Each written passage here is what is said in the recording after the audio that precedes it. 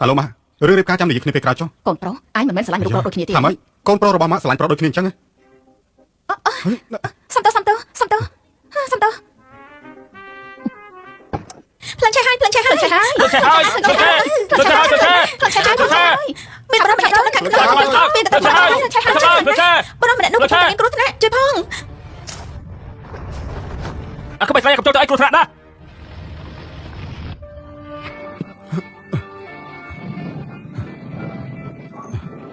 Cứ chuyện niên.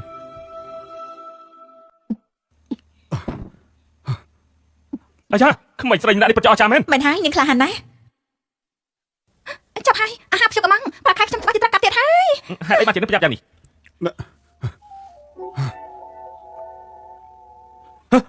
Lô phu bọc xong. Lô phu, tao chậm ai luôn nó không biết lục đòi nó bẹp nát tới. Lô phu, chậm mà ai luôn nó không biết lục bạt tê. Cậu lại tư, cho mà toàn sạch đi. Lô phu đang hai, chậm ba, chui lượng, chậm ba. Dạ,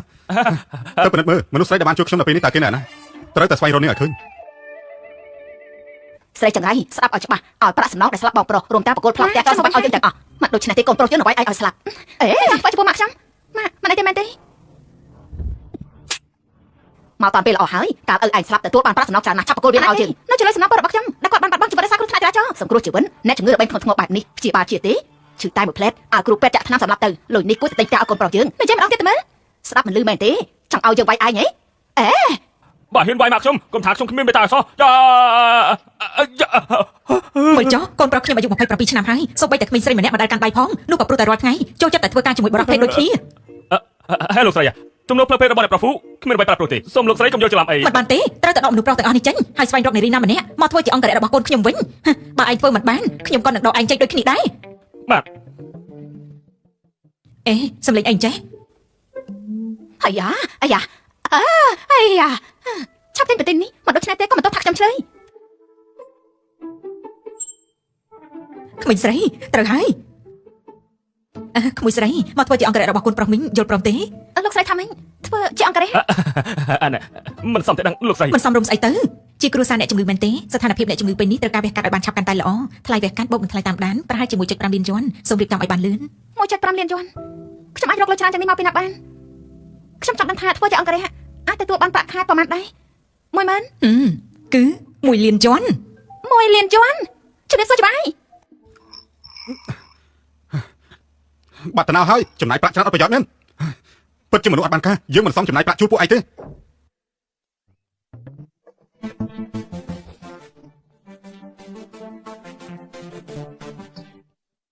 ជំរាបសួរលោកហ្វូម៉ាក់នាំណាមក អង្គរៈរបស់អញប្រហែលអ្នកមុននោះមកបានបដិញ្ញចេញអស់ហើយអញចំណាយលុយច្រើនណាស់ជារៀងរាល់ខែតែគេនៅតែធ្វើឲ្យអញឈឺចាប់បែបនេះដូច្នេះចាប់ពីពេលនេះតទៅលីនស៊ីវ៉ៃនឹងខ្លាចជាអង្គរៈរបស់អញ24ម៉ោងគេអង្គរៈខ្ញុំម៉ាគេគឺជាមនុស្សស្រីម្នាក់មិនឲ្យគេធ្វើជាអង្គរៈរបស់ខ្ញុំឲ្យគេតែដេកប៉ាក់ទៅល្អជាងវៃចាប់ដើមបង្ហាញទេពកសលភ្លាមទៅទទួលបញ្ជាចង់ធ្វើអី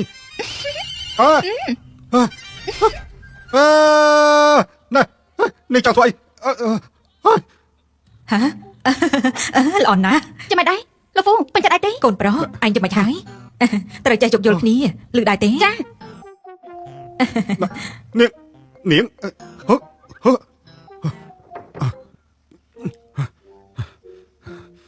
ឆាប់ប្រាប់មកតើនាងត្រូវការលុយប្រមាណ1លានគ្រប់គ្រាន់អត់ទេឬមកក៏5លានឲ្យចេញបាត់ពីភ្នែករបស់ខ្ញុំបានឃើញមនុស្សស្រីដូចជានេះច្រើនហើយខំប្រឹងប្រែងចង់ឡើងក្រេតជាមួយនឹងគេតែប៉ុណ្ណោះដេកជាមួយខ្ញុំសម័យទៅយកលុយឲ្យចាក់ចេញភ្លាមបើមិនដូចនេះទេកុំទុកឲ្យខ្ញុំក្តៅចិត្តមើលងាយបែបនេះអញមានលុយទិញក្បាលខ្ញុំចឹងហ៎សូមជូនដំណឹងបន្តិចទៀតអគិសនីនឹងត្រូវកាត់ផ្ដាច់រយៈពេល10នាទីអ្នកជំងឺសូមកុំបារម្ភអីចង់ធ្វើអីលោកហ្វូបញ្ជាក់រឿងនេះបន្តិចមិនស្រីទាំងអស់ចូលមកដើម្បីចង់ប៉ះរាងកាយស្វិតរបស់លោកទេរាងកាយស្វិតទេតែឆ្លប់ចាក់មើលខ្លួនអញទៅកុំថាខ្ញុំចេះតែនិយាយនាងឆាប់ចេញទៅខ្ញុំជាអង្គរៈដែលម៉ាក់លោកជួលមកលោកគ្មានសិនបិទដេញខ្ញុំចេញទេនាងចាំទៅមើលទៅណាមានអ្នកនៅក្រៅដែរទេអ្នកប្រុសហ្វូហាត់អីបាទជាសភាពអ្នកប្រុសបែបនេះខ្ញុំឈឺចាប់ខ្លាំងណាស់សោកស្អីឆាប់លើយើងឡើងទៅអូបាទចាប់ក្រោយសិនស៊ីវិញខ្ញុំនឹងបដៅនាងក្រែងនាងជាអង្គរៈរបស់ខ្ញុំ24ម៉ោងពេលនេះគឺខ្ញុំចេញពីមន្ទីរពេទ្យហើយត្រឡប់ទៅក្រុមហ៊ុនវិញតែនៅលើឡានដូចជាគ្មានកន្លែងទំនេរទេខ្ញុំនឹងផ្ញើទីតាំងឲ្យនាងរយៈពេល10នាទីក្រោយត្រូវតែជួបគ្នានៅក្រុមហ៊ុន 10 នាទី10 គីឡូម៉ែត្រលោកឈួតហើយមែនទេ រយៈពេលប្រហែលហើយ គឺ9នាទី50វិហើយ នាងមកមិនទាន់ការកំណត់ប្រាប់ HR បណ្ដេញនាងចេញ តែលោកស្រីធំណែ ខ្ញុំជាចៅហ្វាយរបស់ឯងឬក៏លោកស្រីពូ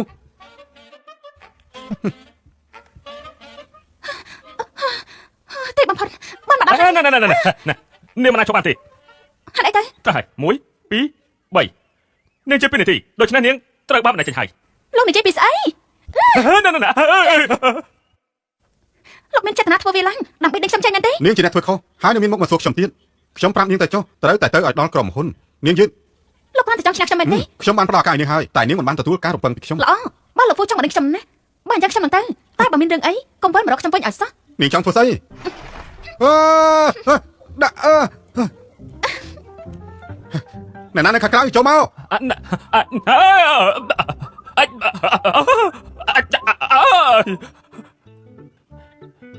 ចាប់ចេញពីលើខ្ញុំទៅ ធ្វើស្អីទៀតឆាប់មកយកយើងចេញភ្លាមទៅណាអូយណាតែហៅស្រីដំរីម្នាក់នោះមក ហេតុអីប្រធានឈូហាក់ខ្ញុំត្រឡប់មកវិញខ្ញុំត្រូវបានគេបណ្ដេញចេញហើយ នាងចង់បានប្រមាណ ហាខ្ញុំស្ដាប់មិនឮទេ ខ្ញុំសួរថានាងចង់បានប្រមាណតែត្រូវដកតុកនេះចេញពីមុខរបស់ខ្ញុំទៅ អាយ៉ានេះគឺលោកពូកំពុងសំបកខ្ញុំឲ្យខ្ញុំបំរើមែនទេ មិនអីទេខ្ញុំសន្យាខ្ញុំមិនបណ្ដេញនាងទេអើយ ហើយចានេះគឺជាលោកហ្វូប្រធានក្រុមហ៊ុនហ្វូគ្រប់បបប្រដ៏ល្អរបស់ខ្ញុំមែនទេខ្ញុំបានលើថាបោះស្ទើរតែស្លាប់នៅក្នុងភ្លើងទៅហើយរឿងភ្លើងឆេះកាននោះគឺជាស្នាដៃនៃប្រតិពីយ៉ាងម៉េចមិនបានចាំប្រកបចុះអង្គុយលើកៅអីរុញបែបនេះតើបងពីការហើយតើមែនទេ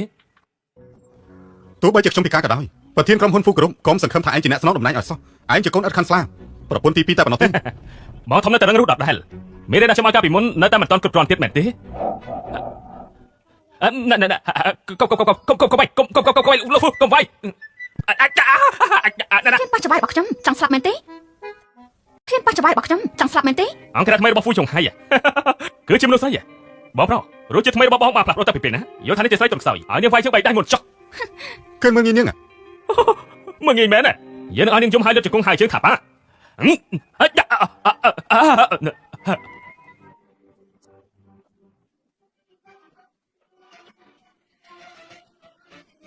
មិញនេះណានាចង់ឲ្យខ្ញុំហៅថាប៉ា ខ្ញុំហើយនេះថាប៉ា ចេញពីនេះកុំឲ្យខ្ញុំឃើញកុំឲ្យខ្ញុំជប់លោកទៀតព្រោះខ្ញុំឃើញលោកនៅខ្ញុំមិនបាយលោកស្រីនេះ អើយតានេះគឺជាបិសាចមែនទេគួរឲ្យខ្លាចណាស់នាងម្នាក់នោះខ្លាំងណាស់នាងកាច់ដៃខ្ញុំស្ទើរតែបាត់ទៅហើយមើលចុះឈឺខ្លាំងណាស់ចាំឲ្យយើងគួរធ្វើយ៉ាងម៉េចទៅគួរធ្វើអ្វីពិធីជប់លៀបប្រចាំឆ្នាំហ្វូគ្រប់នៅថ្ងៃស្អែកនេះឯកឧត្តមនោះអាចារ្យទៅចាត់ការនេះឆាញ់នេះនោះទៅយើងនឹងត្រឡប់ទៅមុនហ្វូយន្តហើយដល់ខ្លួនឯង ពិធីជប់លៀងប្រចាំឆ្នាំរបស់ហ្វូគ្រប់នៅយប់នេះខ្ញុំបានរៀបចំឲ្យគេត្រៀមឈុតឲ្យនាងហើយ ជប់លៀងប្រចាំឆ្នាំត្រូវស្លៀករោមវាខ្លាំងណាស់ដូចជាហាស្មឹកខ្សាញ់មិនស្អាតមិនពេក 100000 យួននេះគឺជាប្រាក់រង្វាន់បន្ថែមខ្ញុំនឹងផ្ដល់ឲ្យនាង 100000 យួនទៀត ទៅត្រូវតែទៅ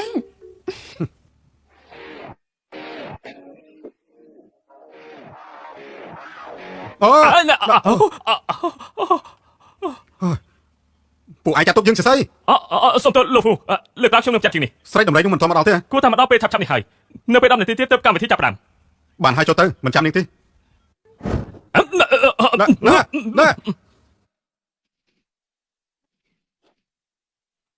អ្នកនាងលីនញ៉ាំស្រាក្រហមសិនទៅបន្តិចទៀតលោកពូនឹងមកដល់ហើយ បងធំមិនស្មានថាពួកយើងបានជួបគ្នាម្ដងទៀតសោះ គ្មានសមត្ថភាពមែនល្បីតែបែបនេះគួរឲ្យធុញមែន សមត្ថភាពរបស់ខ្ញុំប្រើនៅមិនទាន់អស់នៅឡើយទេតែមើលទៅបងសំណាងណាខ្ញុំបានដុតមកម្ដងហើយនៅតែអាចឲ្យគេជួយបងបានប៉ុន្តែលើនេះសំណាងហាក់ដូចជានៅខាងខ្ញុំចាំមើលថាតើមានអ្នកណាហ៊ានឲ្យក្បាលមកជួយបង អញនៅហ៊ានឲ្យក្បាលមកទៀត ចុះបាននាងមកពីយ៉ាងម៉េចលើមុខខ្ញុំមកធូរដៃឲ្យនាងលើនេះខ្ញុំបានត្រៀមរៀបរយដើម្បីបដៅនាងហើយនាងចាំទទួលមេរៀនទៅចេញមកតើណាហើយនេះគឺជាអ្នកណាគប់ចូលមកសិនខ្ញុំមានអក្រក់ច្រើនណាស់បើសិនជានេះធ្វើបាបចំពោះគេទុកនេះទេនេះគប់ចូលមកសិន បើខ្ញុំធ្វើបាបលោកពី នេះមិនថោកទេ ចង់រត់ទៅណាខ្ញុំគិតថាលោកត្រូវតែវាខ្លួនឯងខ្ញុំសក់មនុស្សអាក្រក់លេងល្បីបំផុតក្នុងជីវិតចង់ដាក់ថ្នាំនេះខ្ញុំផឹងឥឡូវកម្មពេលធ្លាក់លើខ្លួនឯងហើយ លើកនេះធ្វើបានល្អពេលដែលត្រឡប់ទៅវិញខ្ញុំនឹងផ្ដល់រង្វាន់ប៉ុន្តែថ្នាំដែលនាងឲ្យគេផឹកនោះជាថ្នាំអ្វីដែរទៅ ខ្ញុំមិនដឹងទេ មិនដឹងហេតុអីក៏ឲ្យគេផឹក ថ្នាំនោះគេចំណាក់ដាក់ខ្លួនឯងខ្ញុំគ្រាន់តែបកគោលវាឲ្យគេវិញប៉ុណ្ណោះមិនមែនជាកំហុសខ្ញុំទេហ៊ានលេងតែហ៊ានទទួល នេះកុំគិតចង់ចាក់ឈិញនេះធ្វើយកមកហើយនេះចង់ចាក់ចឹងថ្ងៃនេះយើងត្រូវតែសងសឹកនេះឆាប់លុតទៅក្រោមទៀតទៅឲ្យឆាប់ឡើងបើនេះមិនធ្វើតាមជើងយើងនឹងរត់ពីការនេះឲ្យខ្លាចទៅខាងក្រោម ឆាប់លុបចុះគ្នាទៅហ៎ឆាប់លុបទៅ អេយកប្រាំខ្ញុំលឿន នាងឈួតមែនទេហ្វូតុងអាចឈប់បង្កបញ្ហាទៅចង់បានអីក៏និយាយមក បាត់មកទៅពេលនេះយើងមិនចង់មកអ្វីទាំងអស់ភាពអាម៉ាស់ដែលយើងទទួលអាចត្រូវតែសុំមកវិញអស់ឆាប់លុបទៅនាងមិនលឺទេ ខ្ញុំលត់ហើយតែលោកត្រូវដោះលែងគេន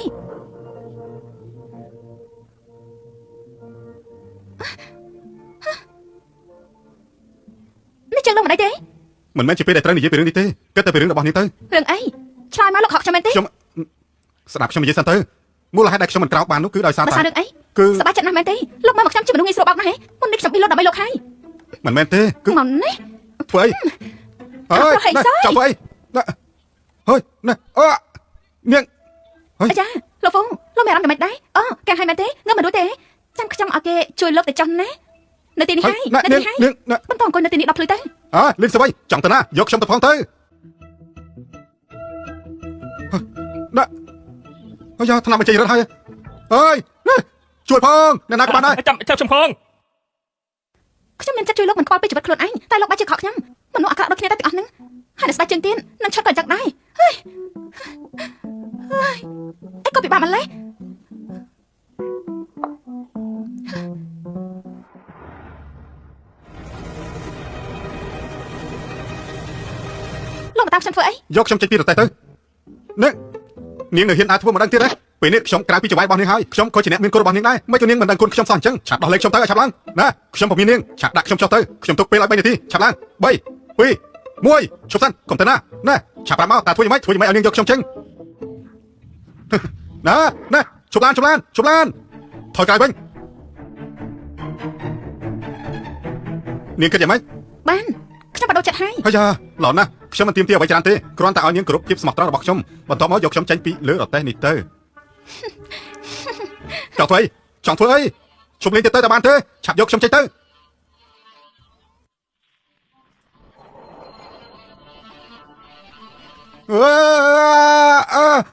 ណាអូ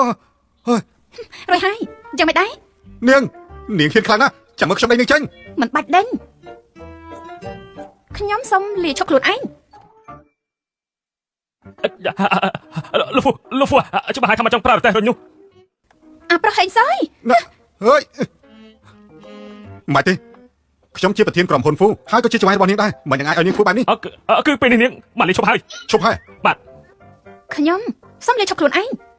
មិនខ្វល់ទេប៉ុន្តែខ្ញុំមានផែនការដើម្បីយកឈ្នះនាងបានហើយច្បាស់ជាបានផលជាមួយខានទេអាយមើលទៅតើគេមិនណានោះជាណា សើច្បាស់ហើយថានៅទីនេះបាទពួកយើងបានសើមើលហើយពិតជានៅទីនេះមែនឡទៅ ចាមកធ្វើអីមេរៀនខ្ញុំផ្ដាល់ឲ្យនឹងមិនគ្រប់គ្រាន់មែនទេឬចង់5ម្ដងទៀត ខ្ញុំមិនសួរសុខទុក្ខមកនេះប៉ុណ្ណោះ សុកតុងខ្ញុំមិនជឿទេថាលោកមកបំណងល្អខ្ញុំពុំមានលងឆាប់ចេញពីទីនេះទៅមិនចឹងទេក៏មិនទោសថាខ្ញុំគ្មានមេត្តាឲ្យសោះ ប៉ុន្តែខ្ញុំអាចជួយម៉ាក់នាងឲ្យទទួលបានការព្យាបាលដែលល្អជាងនេះឬមួយក៏នាងមិនចង់ឲ្យគាត់ឆាប់ជាសះស្បើយទេ លោកបានន័យថាម៉េច ក្រែងនាងប្រងធ្វើជាអង្គការហ្វូយន្តហើយដើម្បីយកលុយមកព្យាបាលជំងឺម៉ាក់របស់នាងមែនទេចូលមកខ្ញុំប្រាប់នាងថាខ្ញុំស្គាល់អ្នកជំនាញវិទ្យាសាស្ត្រពូកែអាចព្យាបាលម៉ាក់របស់នាងបាននោះ លោកចង់បានអីពីខ្ញុំ ឈប់ធ្វើការជាមួយនឹងហ្វូយន្តហើយនាងមកធ្វើការជាមួយនឹងខ្ញុំវិញខ្ញុំធានាថានាងមានតែបានហើយនឹងបាន ពិតជាអាក្រក់មែនចង់ដណ្ដើមមនុស្សស្រីរបស់ខ្ញុំផងហ៎ មែនហើយលោកហ្វូតានាងខ្លាចជំនួសរបស់លោកតាំងពីពេលណាសរុបទៅអ្នកទាំងពីរជាអ្វីនៅគ្នាប្រកបទៅមិនក៏ខ្ញុំយល់ថាអ្នកទាំងពីរដូចជាមិនត្រូវ ស្រីទៅខ្ញុំមិនបាននិយាយអ្វីទេអាយប្រហែលជាស្ដាប់ច្រឡំហើយមុននេះខ្ញុំនិយាយថានាងជាមនុស្សនិយាយនៅមិនគ្រប់គ្រាន់ទៀតនៅហ៊ានចាប់ដៃរបស់គេទៀត អ្នកនាងលីនកើតយ៉ាងម៉េចដែរចូលធ្វើការជាមួយនឹងហ្វូយន្តហើយទៅហើយមិនធ្វើការជាមួយខ្ញុំចាំខ្ញុំចេញខ្ញុំនឹងឲ្យនាង$1 លានក្នុងមួយឆ្នាំហើយនឹងជួយរ៉ាប់រងថៃព្យាបាលម៉ារបស់នាងទាំងអស់ ដណ្ដើមមនុស្សរបស់គេពិតជាទង្វើថោកទាបមែន បងប្រុសមិនក៏ចេះតែតាមខ្ញុំគ្រប់កន្លែងចឹងមិនចេះដាក់ខ្លួនឯងខ្លះទេ យើងទេជាអ្នកសួរឯងទៅត្រូវអ្នកនាងលិនជាមនុស្សរបស់យើងមានសញ្ញាកិច្ចព្រមព្រៀងជាមួយនឹងយើងត្រឹមត្រូវមិនក៏ឯងព្យាយាមដណ្ដើម ខ្ញុំមិនមែនជំនួសរបស់លោកទៀតទេថ្ងៃនោះខ្ញុំបានប្រាប់លោកថាខ្ញុំសុំលាឈប់ ប៉ុន្តែមិនទាន់មានការយល់ព្រមគ្មានប្រសិទ្ធភាពទេ បងប្រុសឈប់ជំនះយកតែចិត្តខ្លួនឯងទៀតទៅណាមួយពេលនេះបងក៏រឹងមាំខ្លួនឯងហើយដែរចាំបាច់មានអង្គរៈថ្មីទៀតដូច្នេះហើយវានឹងមានប្រយោជន៍ជាងបើសិនជាបងប្រគល់នាងមកឲ្យខ្ញុំសូមធានាថាខ្ញុំនឹងធ្វើជាចង្វាយដ៏ល្អសម្រាប់អ្នកនាងលីន អូអញ្ចឹងហ៎ប៉ុន្តែខ្ញុំថាឯងមិនចាំបាច់បារម្ភពីរឿងនេះទេលើពីនេះទៀតខ្ញុំជាកូនប្រុសច្បងរបស់គ្រួសារហ្វូ មកអញ្ចឹងវិជ្ជាមរិតអេរិសអញ្ជើញគេមកពីសហរដ្ឋអាមេរិកឲ្យមកជួយវាកាត់ឲ្យម៉ាក់អ្នកនាងលីនយ៉ាងម៉េចដែរ ពេទ្យហើយនឹងផលិតផលល្អមិនចាំបាច់ទាល់តែនៅបរទេសទេទីនេះពេទ្យជំនាញច្រើនណាស់ ក្រៅពីនេះខ្ញុំឲ្យប្រាក់ខែនេះមួយខែមានដែរ ខ្ញុំឲ្យនាង10 លាន ខ្ញុំនឹងមកថាផ្ទះវិឡានមកសមុទ្រចំនួន3ខ្នងទៀត ខ្ញុំនឹងឲ្យភាគហ៊ុននៅហ្វូគ្រប់3%ទៅដល់នាងទៀត នេះ យ៉ាងម៉េចគេហើយឯងគ្រាន់តែជាកូនក្រៅខោដូច្នេះគ្មានសិទ្ធិផ្ដល់ឲ្យគេទេ ឯង បានហើយពួកលោកធ្វើអីកុំឲ្យខ្ញុំអត់ការអត់ធ្មត់ជាងនេះខ្ញុំគ្រាន់តែជាអង្គរៈតែខ្ញុំក៏មិនត្រូវតែអាននឹងអ្វីដែលពួកលោកឲ្យខ្ញុំដែរចាប់នាំគ្នាចេញទៅឈប់រំខានដាក់ខ្ញុំទៀត អ្នកនាងលីនបានអ្នកនាងបន្តពេលចិត្តខ្ញុំមកថែមអ្នកនាងទៀតអំណាចនាងទ្រព្យសម្បត្តិដែលខ្ញុំមានខ្ញុំនឹងឲ្យអ្នកនាងទាំងអស់ ខ្ញុំក៏ដូចគ្នា មួយថែមលឹមគ្រប់គ្រាន់មួយថែមលឹមគ្រប់គ្រាន់អញ្ចឹង1 ម៉ោងវេលាតាមបានទេឲ្យតែនាងព្រមធ្វើចង់ក្រាក់ខ្ញុំលក្ខណៈអ្វីក៏ខ្ញុំព្រមដែរ មកទៅខ្ញុំមិនធ្វើតាមអ្នកណាទាំងអស់ពួកលោកឆាប់ចេញទៅខ្ញុំយល់ព្រមអំបញ្ញមិញលោកនិយាយថាប្រហែល1លានក្នុងមួយថ្ងៃឬក៏1លានក្នុង1ម៉ោងហើយពួកលោកយល់ព្រមលក្ខខណ្ឌទាំងអស់ហើយមែនទេ អ្នកស្រីជាណា ខ្ញុំជំនាញរបស់នាងហើយខ្ញុំអាចសម្រេចគ្រប់យ៉ាងចំនួនគេបានក្នុងចំណោមអ្នកទាំងពីរអ្នកណាគេស៊ីថ្លៃជាងខ្ញុំឲ្យទៅអ្នកនោះហើយ អ្នកមីអាចជួយខ្ញុំបានទេឲ្យតែអ្នកមីអាចជួយខ្ញុំបានអ្នកមីត្រូវការអីខ្ញុំព្រមទាំងអស់ហ៎ អ្នកមានជួបខ្ញុំវិញខ្ញុំឲ្យគុណពី មិនស្មានថាស្រីម្នាក់នេះមានតម្លៃដល់ថ្នាក់ហ្នឹងធ្វើឲ្យមនុស្សប្រុសពីរនាក់លងស្រ័យក្នុងពេលតែមួយគ្មានបញ្ហាទេតែ1លានគឺគ្រប់គ្រាន់ហើយអញ្ចឹងចុះអ្នកណាឲ្យលុយខ្ញុំមុនអ្នកនោះអាចយកនាងនេះទៅបានហើយ បានតើ គឺខ្ញុំមុន អូបានហើយខ្ញុំមិនមែនជាទំនេររបស់អ្នកណាទេហើយការអត់ធ្មត់ខ្ញុំមានដែរកំណត់បើគ្រប់គ្នាមិនឈប់បង្កបញ្ហាទៀតក៏មិនទោសថាខ្ញុំមិនគួរសមដល់គ្នាចេញទៅចេញទៅប៉ុន្តែលុយរបស់ខ្ញុំ បើប្រុសកុំចោលអស់បន្តិចទៀតនាងនឹងខ្លាចជារបស់ខ្ញុំ តំណែងជាអ្នកស្នងមរតកក្រុមហ៊ុនហ្វូឯងមិនអាចដំណើរពីខ្ញុំទេឯងរងចាំតែទទួលកាកសំណល់ទៅ ក៏ចាំមើលទៅ ពេលនេះនាងនៅតែជាអង្គរៈរបស់ខ្ញុំហើយខ្ញុំជាចៅហ្វាយរបស់នាងតែបើនាងហ៊ានក្បត់អា តែ កប្ប យក កិ លុ រិ យ យា នាងពីពួកគេមកឲ្យជើងភ្លាមមិនចឹងទេអាចថ្ងៃនេះនឹងមានរឿងល្អមើលហើយ ចាំឲ្យទៅឥឡូវនេះដែរទេ ឆាប់បើកទ្វារទៅឯងនឹងឈប់ទាំងយើងធ្វើអី បើថ្ងៃនេះឯងមិនឲ្យលុយយើងទេយើងនឹងវាយឲ្យស្លាប់ ឈប់សិន មិនក៏លោកមិនតាមទៅវិញទេ អ្នកស្រីចង់បានលុយមែនទេឆាប់ចេញទៅចាំខ្ញុំជាអ្នកឲ្យ គាត់មែនទេឲ្យលុយទៅគាត់ធ្វើអី ទុកចិត្តចុះខ្ញុំមានវិធីល្អបំផុតដើម្បីដោះស្រាយជាមួយគេបានហើយ លោកឲ្យខ្ញុំប្រហែលដែរមុននេះលោកថាឲ្យ1លានណាដូចជាមានលឿននិយាយថាផ្ទះវិឡានិងភាគហ៊ុនថែមទៀតផងត្រូវដែរទេ ប្រហើយបើអ្នកមីហ៊ានសុំខ្ញុំក៏ហ៊ានឲ្យ រឿងអីដែលខ្ញុំមិនហ៊ានទៅនិយាយអញ្ចឹងលោកឲ្យនៅឯណាដែរហើយយ៉ាឆាប់ឲ្យមកល្អជាងខ្ញុំនឹងបានចេញពីទីនេះ 2 នាទីទៀតនឹងមកដល់ហើយ លោកឈួតមែនទេប្រងឲ្យគាត់ប៉ាត់មែនទេឯងក៏ចេះមានមនុស្សប្រុសតាមស្រឡាញ់ឲ្យតម្លៃប៉ុណ្ណឹងហើយធ្វើរឹកពីមិនអីទេឯងរឹកទុកឲ្យយើងជាអ្នកយកក៏បានដែរអេយើងជាចាស់ទុំរបស់ឯងណាឯងចង់នៅជាមួយអាម្នាក់នេះក៏បានតែត្រូវឲ្យលុយមកយើងដូចដែលបាននិយាយមុននេះមិនអញ្ចឹងទេយើងមិនព្រមឲ្យឯងចេញដាច់ខាតគិតថាខ្ញុំមិនហ៊ានធ្វើអីមែនទេអេ ឈប់សិនមុននេះមានគេរាយការណ៍មកថានៅទីនេះមានការចាប់ចម្រិតឆាប់តែជាមួយពួកយើងទៅ ខ្ញុំមិនបានធ្វើអីខុសទេប៉ាត់មែនណាលោកច្រឡំមនុស្សហើយគឺប៉ាត់មែនច្រឡំមនុស្សហើយប៉ាត់មែនលោកច្រឡំមនុស្សហើយ តែខ្ញុំមានផតាំង អើយឯងលេងល្បិចជាមួយយើងឯងចាំតែមើលទៅជាអសរស្អែកវិញ នាងមើលមកខ្ញុំបែបនេះធ្វើអីឬក៏ជាប់ចិត្តជាមួយនឹងខ្ញុំតាហើយ ខ្ញុំចង់សួរលោកថាមានរឿងអីកើតឡើងមិនបានជឿបលិកដឹងហើយមកចាប់គាត់បែបនេះ ហើយជួយនាងគិតថាទ្រព្យសម្បត្តិរបស់ក្រុមហ៊ុនប្រធានហ្វូគ្រប់ដល់ណាក៏អាចបោកបានដែរតែមែនទេផ្អែកទៅលើការនិយាយទាមទារលុយប្រៀបដូចជាការគំរាមកំហែងគាត់មកលើនាងគឺខ្ញុំដឹងមកទៅហើយវាគ្រប់គ្រាន់ហើយដែលអាចប្រើជាផតាំង ដូច្នេះលោកបានរៀបចំគម្រោងរួចហើ នោះ យ ក៏ត្រូវហើយមិនចឹងពេលនេះខ្ញុំត្រូវអស់លុយបាត់ទៅហើយតែនាងកុំបារម្ភអីខ្ញុំនឹងជួយមើលថែគាត់ឲ្យចេញឆ្ងាយពីនាងមួយរយៈដើម្បីកុំឲ្យនាងពិបាកទប់ទល់ជាមួយគាត់ឃើញទេការប្រើកម្លាំងមិនប្រើខួរក្បាលនេះគឺមិនអាចជួយអីបានទាំងអស់ ល្អ ហើយត្រូវហើយជំងឺរបស់ម៉ាក់នាងខ្ញុំនឹងយកវិជ្ជាបណ្ឌិតល្អបំផុតមកព្យាបាល ថាម៉េច ឆ្លាតទៅបានទេពេលដែលហ្វូតុងវាចង់តាក់ទាញនឹងមីងគឺចង់ឲ្យចូលផ្ទះរបស់វាដូច្នេះថ្ងៃក្រោយមុននឹងនិយាយអ្វីគួរតែគិតឲ្យបានច្បាស់សិនទៅអត់ប៉ុន្តែមិនអីទេព្រោះថានាងមានចវាយដ៏អស្ចារ្យម្នាក់នេះឆ្លាតហើយសង្ហាទៀតផង ខ្ញុំជឿស្រាប់ហើយថាអ្វីដែលលោកកំពុងធ្វើព្រោះចេតនាជាមួយខ្ញុំនោះបើគ្មានការអីទៀតទេអាចទៅវិញបានហើយ ណា លោកប្រធានណាត្រូវនឹងដេកចេញពីបន្ទប់ប៉ុណ្ណឹងហើយនៅសល់បានទៀត បើសិនជាឯងមិនដឹងរឿងអ្វីទេឆាប់បិទមាត់ឲ្យចិត្តទៅយើងមានហេតុផលរបស់យើង ហើយសុំទោសផងក្រោយមកនេះលោកប្រធានបាននិយាយថាចង់ផ្ដល់មេរៀនឲ្យយើងនោះអី នេះជាល្បិចទុនបង្ក្រាបរឹងខ្ញុំនឹងធ្វើឲ្យនាងស្ម័គ្រចិត្តធ្វើការជាមួយខ្ញុំបន្តដោយមិនចាំបាច់បង្ខំអ្វីទាំងអស់ព្រោះរវាងខ្ញុំនិងនាងមានរឿងវែងឆ្ងាយត្រូវដោះស្រាយហើយចោះពួកយើងដើរយឺតទៅ ស៊ីវ៉ៃខ្ញុំមកដល់ហើយអ្នកមីងគាត់សម្រាប់នៅបន្ទប់ខាងមុខនេះមែនទេអេនេះគឺជាប្រធានក្រុមហ៊ុន Full Group តាប្រធានក្រុមហ៊ុន Full Group ប៉ុន្តែហេតុអីបានជាគេចេញពីបន្ទប់លីនស៊ីវ៉ៃបែបនេះហេនេះគឺលីនស៊ីវ៉ៃតាអរគុណណាស់ស៊ីវ៉ៃបើកុំតែមានការរវល់នៅផ្ទះខ្ញុំក៏មិនរំខានឯងដែរមិនអីទេឬវាអាចជាថ្ងៃនោះដែលខ្ញុំពឹងឲ្យស៊ីវ៉ៃជួយជំនួសការងារស៊ីវ៉ៃអ្នកមីងគាត់ចាំបាច់ហើយ បានធ្វើហើយអរគុណឯងមិនសួរសឹកតុង មិនអីទេនេះផ្លែឈើនិយាយអញ្ចឹងអ្នកដែលទៅចេញទៅមិញនេះគឺលោកហ្វូមកពីក្រុមហ៊ុន Full Group មែនទេ ត្រូវហើយឯងស្គាល់គាត់ដែរ ខ្ញុំក៏ធ្លាប់បានលើពីគាត់ខ្លះដែរចុះឯងត្រូវជាអីនឹងគ្នាជាមួយគាត់ហេតុអីបានជាគាត់មករកឯងដល់ទីនេះ ខ្ញុំគឺជាអង្គការរបស់គាត់ត្រឹមជាចង្វាយកូនចាប់ប៉ុណ្ណោះមានអ្វីមែនទេ ច្បាស់ហើយថាឯងនឹងគាត់គ្មានអីលើពីនេះ ពិតជាគ្មានអីមែនជីរ៉ាន់ចុះឯងមានអីដែរបានជួយសួរខ្ញុំបែបនេះ ចុះមាននៅចាំបានទេថាកន្លងមកឯងធ្លាប់ជួយអ្នកណាខ្លះ ក្នុងមួយខែចង្ខៅណាក៏3នាក់ដែរមានមនុស្សច្រើនណាស់ដែលខ្ញុំបានជួយកន្លងមកឲ្យដឹងចាំមិនថែសំដៅលើអ្នកណាមិនក៏ថ្ងៃនេះសួរខ្ញុំផ្លែផ្លែមានរឿងអីមែនទេ គ្មានអីទេខ្ញុំគ្រាន់តែសួរធម្មតាប៉ុណ្ណោះខ្ញុំទៅតែនឹកឃើញថាមានការត្រូវធ្វើបន្តចាំថ្ងៃក្រោយចាំនិយាយគ្នាទៀតណា ប្រធានក្រុមហ៊ុន Full Group ជាអ្នកស្នងមរតកដែលមានទ្រព្យសម្បត្តិរាប់សិបលានលីនស៊ីវ៉ៃបើជ្រុលជានាងមិនចាំទៅហើយនោះទុកឲ្យខ្ញុំជាអ្នកទទួលផលជំនួសទៅចុះអាឡូលោកពូខ្ញុំនេះហើយជាមនុស្សដែលលោកកំពុងតាមរង លោកប្រធានពូអើយ មានរឿងអី មនុស្សស្រីដែលលោកអាចខ្ញុំតាមរកពេលនេះរកឃើញហើយ ហ៎ពេលនេះគេណាទៅរកគេព្រាមទៅបើនាងជាមនុស្សដែលជួយខ្ញុំពិតមែនខ្ញុំហ៊ានធានាថាខ្ញុំនឹងតបស្នងនាងដោយស័ក្តិសមខ្ញុំអាចឲ្យនាងបានគ្រប់យ៉ាងប៉ុន្តែជាដំបូងនាងត្រូវឆ្លើយប្រាប់ខ្ញុំជាមុនសិនថានាងបានជួយខ្ញុំដោយរបៀបយ៉ាងណាដែរទៅ លោកពូថ្ងៃនោះខ្ញុំបានទៅយកអាហារនៅកន្លែងកាត់ហែនចែកដល់មានភ្លើងឆេះខ្ញុំក៏ចូលទៅជួយលោកអាចពិនិត្យមើលបាន មនុស្សបោកប្រាស់សពថ្ងៃនេះពិតជាមានជំនាញខ្លាំងមែនតែមនុស្សស្មានថានាងក៏ហ៊ានបោកខ្ញុំដែរ លោកពូតែខ្ញុំមិនបានកុហកមែន ឆាប់យកនាងចេញទៅហើយផ្ដល់មេរៀនឲ្យនាងខ្លះផងបើថ្ងៃក្រោយបណ្ដោយឲ្យមនុស្សបែបនេះចូលមកទៀតយើងមិនដេញឲ្យចេញ បាទទៅឆាប់ទៅ ឈប់សិន កុំខ្លាចអីចាំពីពេលនេះទៅខ្ញុំនឹងការពារឯងលោកពូមានរឿងអីទៀត ប្រាប់មកសញ្ញានៅខាងក្រៅក្នុងរបស់នាងតើយ៉ាងម៉េចសញ្ញានៅខាងក្រៅក្នុងរបស់នាងតើយ៉ាងម៉េច គឺខ្ញុំមានតាំងពីក្មេងមកម្លេះ លោខ្លាំងណាស់មនុស្សដែលខ្ញុំស្វែងរក20ឆ្នាំមកនេះការពិតគឺជានាងនៅចាំខ្ញុំបានទេក្មេងប្រុសម្នាក់នោះ ក្មេងស្រីក្មេងប្រុសណាស់តើកន្លងមកជាង20ឆ្នាំតើលីនស៊ីវ៉ៃធ្លាប់បានជួយសង្គ្រោះលោកពូលើរឿងអីខ្លះហើយរវាងនាងនិងលោកពូតើនៅមានរឿងអីទៀតហើយចាខ្ញុំឈឺក្បាលខ្លាំងណាស់រឿងដែលលោកកំពុងនិយាយខ្ញុំចាំមិនបានទេ តើមានរឿងអ្វីកើតឡើងចំពោះនាង គឺខ្ញុំធ្លាប់ជួបគ្រោះថ្នាក់ចរាចរណ៍ក្រោយពីនោះខ្ញុំក៏បាត់បង់ការចងចាំមិនអាចចាំរឿងដែលកើតឡើងពីមុនបានទេ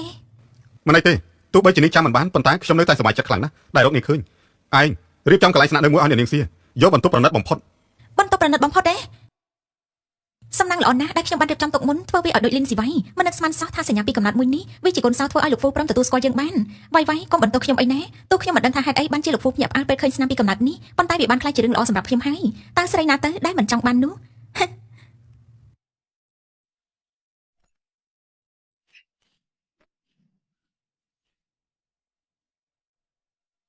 អាឡូយីរ៉ាន់ ស៊ីវ៉ៃអញមានការអី គឺមិញនៅច្រក Full Group ខ្ញុំដូចបានឃើញឯង ឯងនិយាយអីហ្នឹងខ្ញុំកំពុងនៅផ្ទះតើឯងប្រហែលជាច្រឡំហើយ ប្រហែលជាខ្ញុំច្រឡំមែនហើយមែនហើយខ្ញុំទៅនឹកឃើញថាមានការចង់និយាយជាមួយឯងនៅផ្ទះចាំខ្ញុំត្រង់ មិនក៏សុកមករកខ្ញុំ ហើយចាំមិញ គឺគ្មានអីទេខ្ញុំកំពុងរៀបចំចេញទៅក្រៅឯងក៏មកអី មិនក៏ដល់បែបនេះចង់ស្រាប់មែនទេ យីរ៉ាន់មានរឿងអីឯងមិនអីទេឯងមិនអីទេ គឺមិនអីទេមិនអាចឲ្យលីនស៊ីវ៉ៃដឹងរឿងដែលខ្ញុំកំពុងតែបន្លំធ្វើជានាងជាដាច់ខាត អាយ៉ូយីរ៉ាន់ណាយីរ៉ាន់ថ្ងៃនេះមិនក៏ស្អាតម្ល៉េះកំពុងគិតចង់ទៅណានឹង កុំបេះបង្ខូចមីងគ្មានលទ្ធភាពសងខ្ញុំ ហេ ទេ យ៉ាស្រីល្អមិនក៏គ្មានចេះគួរសមស្អីសោះអញ្ចឹង មិនដឹងទេថាឈុតនេះថ្លៃប្រហែលបើវាខូចទោះមីងលក់អស់គ្រប់យ៉ាងក៏មិនអាចទិញវាបានផង ឈប់សិនកុំអាលទៅប្រាប់យើងសិនឯងនិយាយមិញនេះបានន័យថាយ៉ាងម៉េច បានហើយខ្ញុំគ្មានពេលណានិយាយអត់ប្រយោជន៍ជាមួយមីងទេលែងខ្ញុំ ជើធ្វើរពីក៏អីកតោមដោយខ្លួនឯងជាកូនអ្នកមាន ឆាប់លែងទៅ អាយ៉ូអូយយីរ៉ាន់មិនក៏អាចធ្វើដល់គាត់បែបនេះអាយ៉ូចំកែរបស់ខ្ញុំបាក់ហើយទេដឹងអើយយីរ៉ាន់មីងគាត់ចាស់ហើយកន្លងមកគាត់តែងតែធ្វើល្អដល់ឯងមិនក៏ធ្វើបែបនេះដាក់គាត់ ខ្ញុំបានធ្វើអីខ្ញុំមិនបានធ្វើទេគាត់ស្លាប់ដួលខ្លួនឯងតែ តែខ្ញុំមិនបានឃើញ ឯងបានឃើញអីលីនស៊ីវ៉ៃដោយសារតែរឿងតូចតាចបែបនេះឯងមកនិយាយគៀបសង្កត់ឲ្យខ្ញុំព្រមទទួលតែយើងនៅជាមិត្តនឹងគ្នាដែរទេឯងធ្លាប់ទុកចិត្តខ្ញុំខ្លះទេ ហើយចាស់បានហើយមីងមិនកើតអីទេកុំឆ្លោះគ្នាអីមីងទៅសិនហើយកុំព្រោះតែនិយាយចាស់ដូចជាយើងធ្វើឲ្យប៉ះពាល់ដល់ទំនាក់ទំនងពួកឯងអីអាយ៉ូហើយជីរ៉ាន់មិនក៏អាចខ្លាចទៅច្បាប់នេះឯងកាត់ប្រែច្រើនណា ខ្ញុំផ្លាយត្រង់ណាខ្ញុំប្រាប់ឯងរួចហើយថាខ្ញុំមិនបានធ្វើអីគាត់ទេប៉ុន្តែឯងមិនជឿខ្ញុំទាំងដែលយើងធ្លាប់ធំឡើងនឹងរាប់អានគ្នាជាច្រើនឆ្នាំ សុំទៅជីរ៉ាន់ខ្ញុំគ្រាន់តែបានពីឯង អ្នកនេះសា ប្រធានណាទៅមិនបានជាជីរ៉ាន់ប្រាប់ខ្ញុំជីរ៉ាន់កុំទៅអីប្រចាំគេបោកប្រាស់ លីនស៊ីវ៉ៃអញគិតថាឯងជាមនុស្សឆ្លាតតែម្នាក់ឯងអញ្ចឹងហ៎ពេលនេះមានបរិសុទ្ធអ្នកមានមកស្រឡាញ់ខ្ញុំហើយគេក៏ចង់រៀបការជាមួយខ្ញុំដែរនេះមែនទេដែលគេហៅថាបោកប្រាស់ អត់ទេជីរ៉ាន់ខ្ញុំគ្មានន័យបែបហ្នឹងទេ បានហើយខ្ញុំគ្មានពេលទៀតទេ អេជីរ៉ាន់ខ្ញុំលើកថាពេលនេះក្រុមហ៊ុនហ្វូយើងចិត្តមានលោកស្រីហ្វូហើយ មនុស្សស្រីដែលមកថ្ងៃនេះខ្ញុំថាគេនឹងជាអនាគតលោកស្រីហ្វូហើយ លើគេប្រាប់មកថាគាត់មាននាមតកោស៊ីមិននិយាយនាមតកោអីនាងជាអ្នកណាដែរឆាប់ប្រាប់មកមិននិយាយថាគេនាមតកោអី ចុះនាងគិតថាខ្លួនឯងជាអ្នកណារឿងអីយើងត្រូវឆ្លើយសំណួរនាង ប្រាប់ឬមិនប្រាប់ខ្ញុំនិយាយគ្រាន់តែនិយាយថាលោកស្រីដែលមកថ្ងៃនេះប្រហែលជាអនាគតលោកស្រីហ្វូភរិយារបស់លោកប្រធាននាមតកោនាងគឺសៀជីរ៉ាន់តើនាងមានឈ្មោះសៀអីគឺសៀឆាប់និយាយមកឬក៏នាងចង់បញ្ចប់ដូចជាតកអំបញ្ញមិញនេះខ្ញុំមិនដឹងទេខ្ញុំពិតជាមិនដឹងមែនប្រកាសជាមិនមែនជីរ៉ាន់ទេប៉ុន្តែបើមែនតែជីរ៉ាន់អាចស្និទ្ធស្នាលជាមួយប្រធានហ្វូ កំពុងនិយាយជាមួយអ្នកណា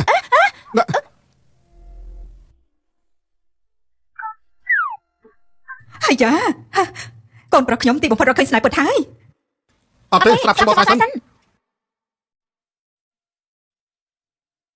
ពួកឯងទាំងពីរនេះ មិនមានរឿងអីកើតឡើងទេ ម៉ាក់យល់វាជារឿងធម្មតាទេសម្រាប់យុវវ័យកុំខ្មាស់អៀនអីណា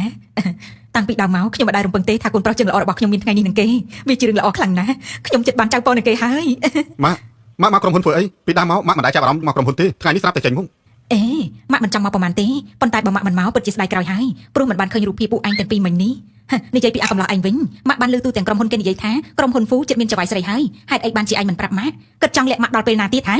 លាក់មនុស្សស្រីមានមនុស្សស្រីមកពីណាឬមួយក៏នាងបាននិយាយក ុំមកចោទខ្ញុំខ្ញុំនឹងឲ្យគ្មានគេខ្មាស់ដាប់សពសាពីចាំរ៉ានវាខ្ញុំនឹងលោក នោះគឺល្អហើយដែលនាងមិនដែលនិយាយថាស្រឡាញ់ខ្ញុំប្រាប់គេ ស្រឡាញ់លោកអីខ្ញុំមិនដែលសុបបិទតែកិនមើលរូបរាងខ្ញុំផងគ្មានថ្ងៃក៏ស្រឡាញ់មនុស្សដូចលោកទេ នាង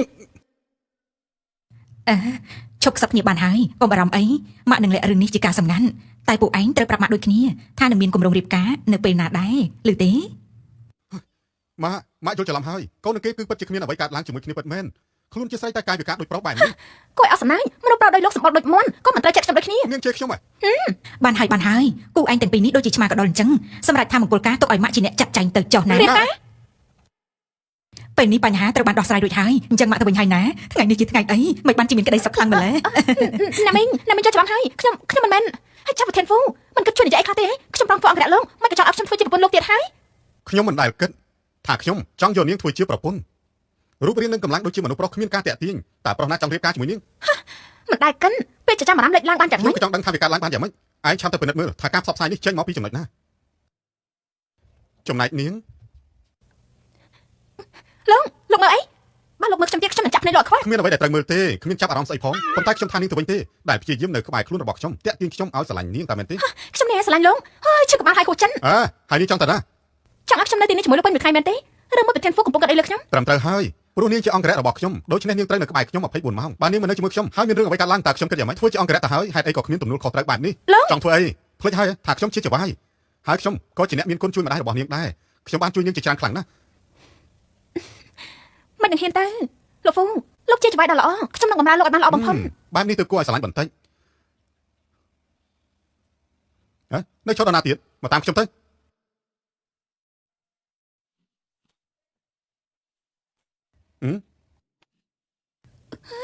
មនុស្សច្រើនណាស់នេះជាសម្លៀកបំពាក់ដែលមនុស្សរាល់គ្នាពាក់នៅទីនេះហី ខ្ញុំមិនដែលឃើញនាងស្លៀកពាក់ឲ្យត្រឹមត្រូវដូចជាមនុស្សស្រីទន់ខ្លួនបានត្រឹមត្រូវទេតែចង់ខ្លាចទៅជាក្មេងស្រីដែលរឹងរូសមើលទៅនាងស្លៀកពាក់បែបនេះក៏មិនអាក្រក់ដែរ បើលោកមើលមកខ្ញុំទៀតខ្ញុំនឹងដកគ្រាប់ភ្នែកលោកចេញមកក្រៅអេឈុតនេះពិបាកដានណា នាងអង្គរៈស្ដាប់បញ្ជាចៅហ្វាយបន្តិចទៅ ដឹងហើយ ល្អ ល្អណាស់ ហើយចាបើប្រុសដល់ល្អរបស់ខ្ញុំមកដល់ហើយមកប៉ះតើខ្ញុំជួយហេតុអីបានចៃមកជួយម្ល៉េះ គ្រាន់តែមករំសាយអារម្មណ៍ចាំបាច់អីត្រូវប្រញាប់នោះខ្ញុំមិនបានមកផ្ទះដៃអបអរណាទេ នេះជឿជាពលរបស់ឯងអាចឈួតទេអ្នកណាជាអ្នកបង្រៀនឯងឲ្យនិយាយជាមួយឪពុកបែបនេះ អញ្ចឹងតើលោកបានធ្វើអ្វីខ្លះមានដឹងខ្លួនច្បាស់ដែរទេកុំហៅខ្លួនឯងថាជាឪពុកខ្ញុំឲ្យសោះ ហេតុអីលោកនិយាយជាមួយប៉ារបស់លោកបែបនេះ នាងជាអ្នកណា ខ្ញុំគឺ ឬថាបងប្រុសលាក់បាំងស្រីក្មេងដែលជាអនាគតរបស់អ្នកស្រីហ្វូមែនទេមនុស្សស្រីខ្លះគ្រាន់តែសម័យចង់ចូលគ្រួសារអ្នកមានតែប៉ុណ្ណោះនាងប្រហែលជាចង់ចាប់ប្រុសអ្នកមានហើយថាម៉េចមនុស្សស្រីជនបទបែបនេះហ៎គ្រួសារហ្វូរបស់ខ្ញុំមានអំណាចនឹងប្រាក់រាប់សិបលានឯងជាកូនប្រុសច្បងដំណាំអ្នកស្រីគ្រួសារហ្វូគួរតែរើសមនុស្សស្រីដែលមានកិត្តិយសស័ក្តិសមកុំយកក្មេងស្រីដែលគ្មានវងត្រកូលយើងមិនយល់ប្រាប់ទេ អ្វីដែលលោកបាននិយាយមុននេះស្ដាប់ទៅពិតជាពិសេសអស្ចារ្យណាស់សមជាចាស់ទុំគួរឲ្យគោរពមែន អាចនិយាយស្អីអាចចង់លឺឲ្យជឿ តាំងពីខ្ញុំនៅក្មេងរហូតមកដល់ពេលនេះលោកគ្រប់គ្រងគ្រប់យ៉ាងទាំងម៉ាក់និងពេលវេលាដូច្នេះខ្ញុំសូមប្រាប់លោកឈប់សវណ្ណទៀតទៅលោកដឹងទេថាហេតុអីបានជាម៉ាក់លែងលះគឺព្រោះតែលោកជាមនុស្សដែលមិនចេះគិត ឯង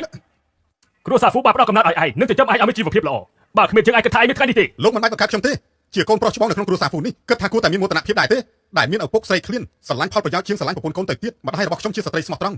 នេះឯង បានហើយលើកទី1ដែលខ្ញុំឃើញឪពុកប្រព្រឹត្តចំពោះកូនខ្លួនឯងបែបនេះលោកក៏ដឹងថាមនុស្សមិនអាចរកកន្លែងកាត់បានបើមិនអាចមើលថែល្អដល់ឪពុកដទៃបង្កើតគេមកធ្វើអីលោកមិនសមធ្វើជាឪពុកគេទេតែ អាខូតក្បត់ធ្វើបាបយើងមិនអាចគ្រប់គ្រាន់នៅនាំមនុស្សស្រីនេះមកបញ្ឈឺចិត្តជឿទៀត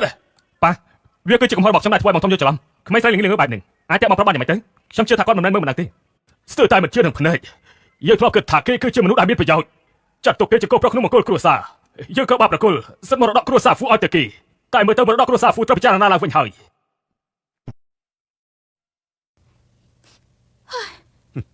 ពេលនេះខ្ញុំបានរំសាយកំហឹងទៅហើយហេតុអីក៏នាងនៅខឹកខ្លាំងយ៉ាងនេះ រសាយបានយ៉ាងម៉េចមើលអ្វីគាត់បានធ្វើចំពោះលោកទៅខ្ញុំមិនបាច់ចាប់ទុកថាសំណាងគាត់ហើយជាកូនប្រុសបង្កើតគាត់តែមើលទង្វើគាត់ចុះនឹងហៅគាត់ថាជាពុកទៀនមនុស្សគិតតែពីផលប្រយោជន៍គ្មានក្តីស្រឡាញ់ចំពោះគាត់បន្តិច ទើបតែឃើញនៅពេលនេះនាងហាក់ដូចជាបារម្ភពីខ្ញុំណាតើវាអាចទៅរួចទេនាងមានចិត្តមកលើខ្ញុំ ខ្មោចស្វាក់ដូចជាលោកអ្នកណាគេស្រឡាញ់ទៅ លៀនវៃនាងចង់សម្លាប់ខ្ញុំតើមែនទេ អ្នកណាលោកគាត់មិនជឿខ្ញុំ នៅនិយាយថាខ្ញុំមានចិត្តលើលោកទៀតលោកខ្លួនឯងពេកតែដឹងមានចិត្តស្អីទៅខ្ញុំគ្រាន់តែឃើញលោកមិនសប្បាយចិត្តតែខ្ញុំនិយាយបញ្ចេញកំហឹងចំនួនលោកទៅ បានចឹងល្អហើយហើយខ្ញុំប្រាប់នាងសំដីទាំងអស់នៅពេលនេះគ្រាន់តែពិធីដោះស្រាយជាមួយគេតែប៉ុណ្ណោះតំណែងជាលោកស្រីហ្វូនៅពេលនេះកុំគិតចង់បានឲ្យសោះ អ្នកណាខ្វល់ប៉ុន្តែនៅកន្លែងវាកូនកូនស្ដាប់តាមការសន្ទនារបស់ពួកគេឪពុកម្ដាយគេទៅតែលែងលះនៅដើមឆ្នាំនេះ លោកហ្វូអ្នកនាងសាទៅដល់ក្រុមហ៊ុនហើយ បើអញ្ចឹងជូនស៊ីវ៉ៃទៅមន្ទីរពេទ្យបន្ទាប់មកចាំត្រឡប់ទៅសន្តាគារ ខ្ញុំលើថាក្រុមហ៊ុនហ្វូរបស់យើងជិតមានលោកស្រីហ្វូហើយ ស្ត្រីដែលមកថ្ងៃនេះនាងអាចជាអនាគតលោកស្រីហ្វូ បើតាមដឹងគឺនាងតកោសៀឈប់សិនអ្នកនាងសៀជាអ្នកណា គាត់គឺជាអ្នកដែលធ្លាប់ជួយសង្គ្រោះលោកហ្វូ យ៉ាងម៉េចនាងដូចជាចាប់អារម្មណ៍ខ្លាំងម្ល៉េះ តើខ្ញុំអាចទៅតាមលោកបានទេ អូខេបើកឡានត្រឡប់ទៅសន្តាគារទៅ អ្នកនាងសាសូមជួយ ចា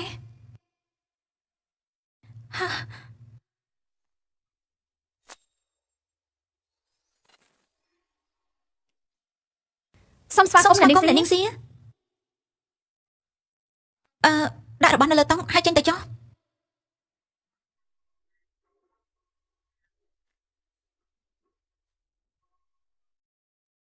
ទាំងអស់នេះហ្វូយន្តហៃបានរៀបចំសម្រាប់ខ្ញុំល្អណាស់នៅពេលអនាគតទ្រព្យសម្បត្តិនិងភាពរុងរឿងទាំងនេះវានឹងក្លាយជារបស់ខ្ញុំតែម្នាក់គត់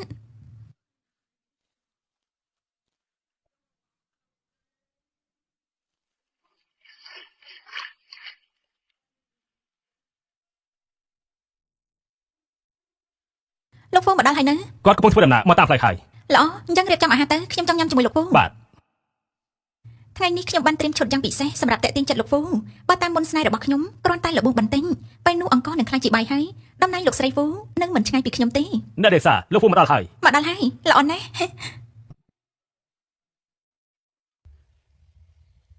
អេណែ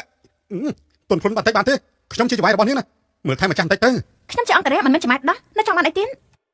ហេតុអីបានជាស៊ីវ៉ៃនៅទីនេះ តែនាងមិនដឹងមែនទេថាភាពទុនខ្លួនរបស់ស្ត្រីនេះជាអ្វីទៅប្រើកម្លាំងដូចជាមនុស្សប្រុសណែណា បាទ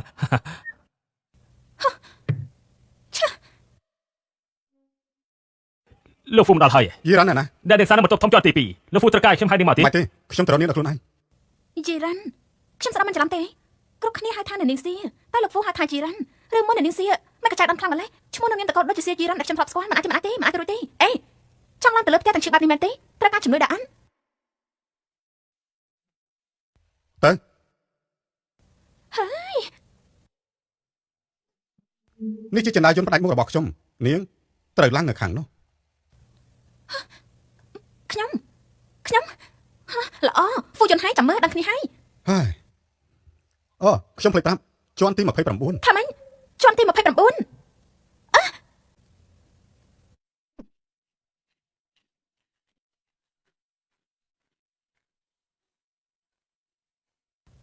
អាខ្មៅស្វិតគ្មានបេះដូង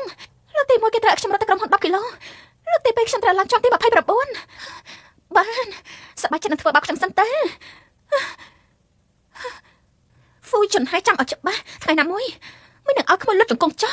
ហើយសុំអង្វរមេដីនៅចំពោះមុខមីង លោកហ្វូតើលោកមានចេតនាធ្វើបាបអ្នកនាងលីនមែនទេ ឯងនិយាយទៅមើលនៅក្នុងឡាននាងធ្វើបាបខ្ញុំបិះតែស្រាប់ទៅហើយខ្ញុំធ្វើដើម្បីសុខភាពនាងតើឡានចណ្ដើវាហាត់ប្រាណម្យ៉ាងវិញទៀតនាងចង់នៅទីនេះដល់ខ្លួនឯងអើយដាក់ហើយនៅឃើញការដែលនាងនៅក្នុងឡានធ្វើបាបខ្ញុំមិនដឹងថានាងញ៉ាំអ្វីបានជាខ្លាំងយ៉ាងនេះបានហើយឯងឲ្យយូរ៉ាន់ស្នាក់នៅបន្ទប់ណា គឺឲ្យនាងស្នាក់នៅបន្ទប់ធំរបស់លោកហ្វូតែម្ដង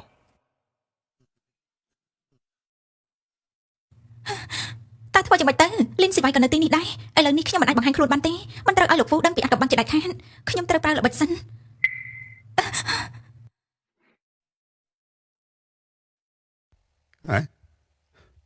ហើយជន់នាងណែណា សម្រាប់នៅខាងក្នុង លោកហ្វូខ្ញុំមានអារម្មណ៍មិនស្រួលខ្លួនបន្តិចកុំចូលមកអី ខ្ញុំចូលទៅមើលតើនាងមិនស្រួលយ៉ាងម៉េច មិនអីទេលោកកុំចូលមកអីខ្លាចឆ្លងតើវិញសិនទៅ ឯងចង់នៅមើលថែនាងឬយ៉ាងម៉េចឆាប់ទៅហៅពេទ្យភ្លាមមក បាទ មើលទៅការធ្វើពុតរបស់ខ្ញុំធ្វើឲ្យលោកហ្វូបារម្ភខ្លាំងណាស់វាហាក់ដូចជាខ្ញុំកំពុងតែឈ្នះមកតំណែងជាលោកស្រីហ្វូចិត្តបានសម្រេចហើយ ស្រីដំរីម្នាក់នោះនៅមិនទាន់មកដល់ទេ នៅទេ មិនចាំទេចុះទៅមុនទៅ បាត់មនុស្សទៅណាអស់ហើយ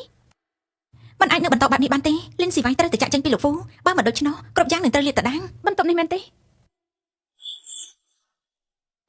ណែនាងធ្វើអីនៅទីនេះឆាប់ចេញភ្លាមទៅឬមួយក៏នាងចង់ចុះចំណាម្ដងទៀត តើ តើអ្នកនាងសៀដែលលោកនិយាយនោះនៅឯណាហេតុអីខ្ញុំមើលមិនឃើញ ហេតុអីក៏នាងចង់ជួបពេលខ្លាំងម្ល៉េះឬមួយក៏នាងចាប់អារម្មណ៍ភេទដូចគ្នា លោកនិយាយទៅផ្ដាអីខ្ញុំគ្រាន់តែចង់ឃើញនាងតែ អង្គរៈត្រូវធ្វើការងារជាអង្គរៈនាងត្រូវការពីខ្ញុំ24ម៉ោងចង់កិច្ចវេះពីការងារមិនខាតទេមើលទៅនាងពិតជាចង់កិច្ចវេះពិតមែន ប៉ុន្តែខ្ញុំមានអារម្មណ៍ថាខ្ញុំដូចជាម៉ែដប់ផ្ទាល់ខ្លួនរបស់នរណាម្នាក់ទេ ឬមួយក៏នាងមិនពេញចិត្តទេ មានតែមនុស្សឈួតទេធ្វើតាមអារម្មណ៍លោកទៅវិញរកវិធីកម្ចាត់នាងស្រីមីជ្រែកនោះចេញឲ្យឆ្ងាយពីហ្វូក្រុមខ្ញុំនឹងឲ្យនាង 100000 យន់បើធ្វើបានសម្រេចនាងនឹងទទួលបានប្រាក់បន្ថែម 500,000 យន់ទៀត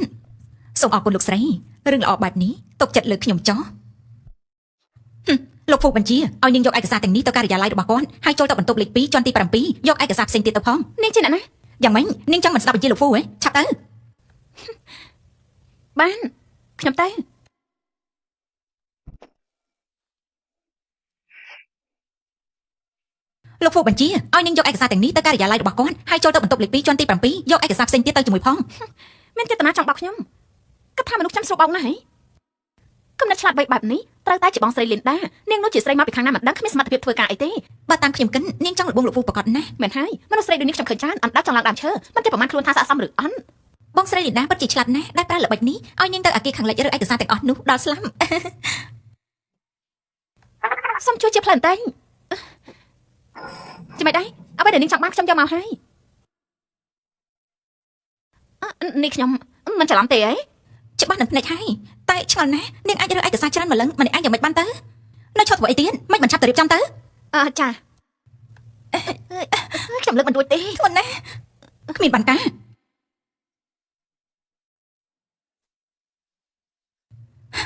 រនៅឈប់ធ្វើអីទៀតចង់ជាគ្មានប្រយោជន៍មនុស្សឈុតហ្វុងមានចេតនាចង់ឲ្យខ្ញុំអាម៉ាស់មែនទេ មនុស្សឈួតហ្វូលេងស៊ីវ៉ៃនាងនិយាយម្ដងទៀតទៅមើល យ៉ាងម៉េចលោកចង់ក្រោយនៅសន្តាគារ Imperial ធ្វើបាបខ្ញុំឲ្យឡើងចិត្តដើមមិនអស់ចិនលោកនេះធ្វើបាបខ្ញុំទៀតចង់រំខានខ្ញុំឲ្យស្លាប់មែនទេ តើនាងកំពុងតែនិយាយស្អីខ្ញុំហ្នឹងឯងរំខាននាងខ្ញុំជាប្រធានក្រុមហ៊ុនហ្វូគ្រប់ទាំងមូលហេតុអីរំខានអង្គរៈតូចតាចដូចជានាងនិយាយមិនចេះគិតខ្លះផង លោកជាអ្នកធ្វើមែនឬអត់ ខ្ញុំនិយាយថាខ្ញុំមិនហ៊ានទទួលខុសត្រូវនៅអ្វីដែលខ្ញុំបានធ្វើខ្ញុំហ្វូហើយធ្វើការមិនដែលខ្លាចនោះទេឆាំនិយាយទៅតើខ្ញុំបានធ្វើអ្វីនាងឲ្យផុសតាមមកហើយកុំនិយាយប្រដេះប្រដាស់ប្រយ័ត្នខ្ញុំប្រដឹងនាងពីបទបរហាគេ បានលោកកំពុងលេងជាមួយខ្ញុំមែនទេ អើយណាខ្ញុំមិនមែនគឺជាអ្នកធ្វើទេឆាប់ទៅពិនិត្យទៅ អូបា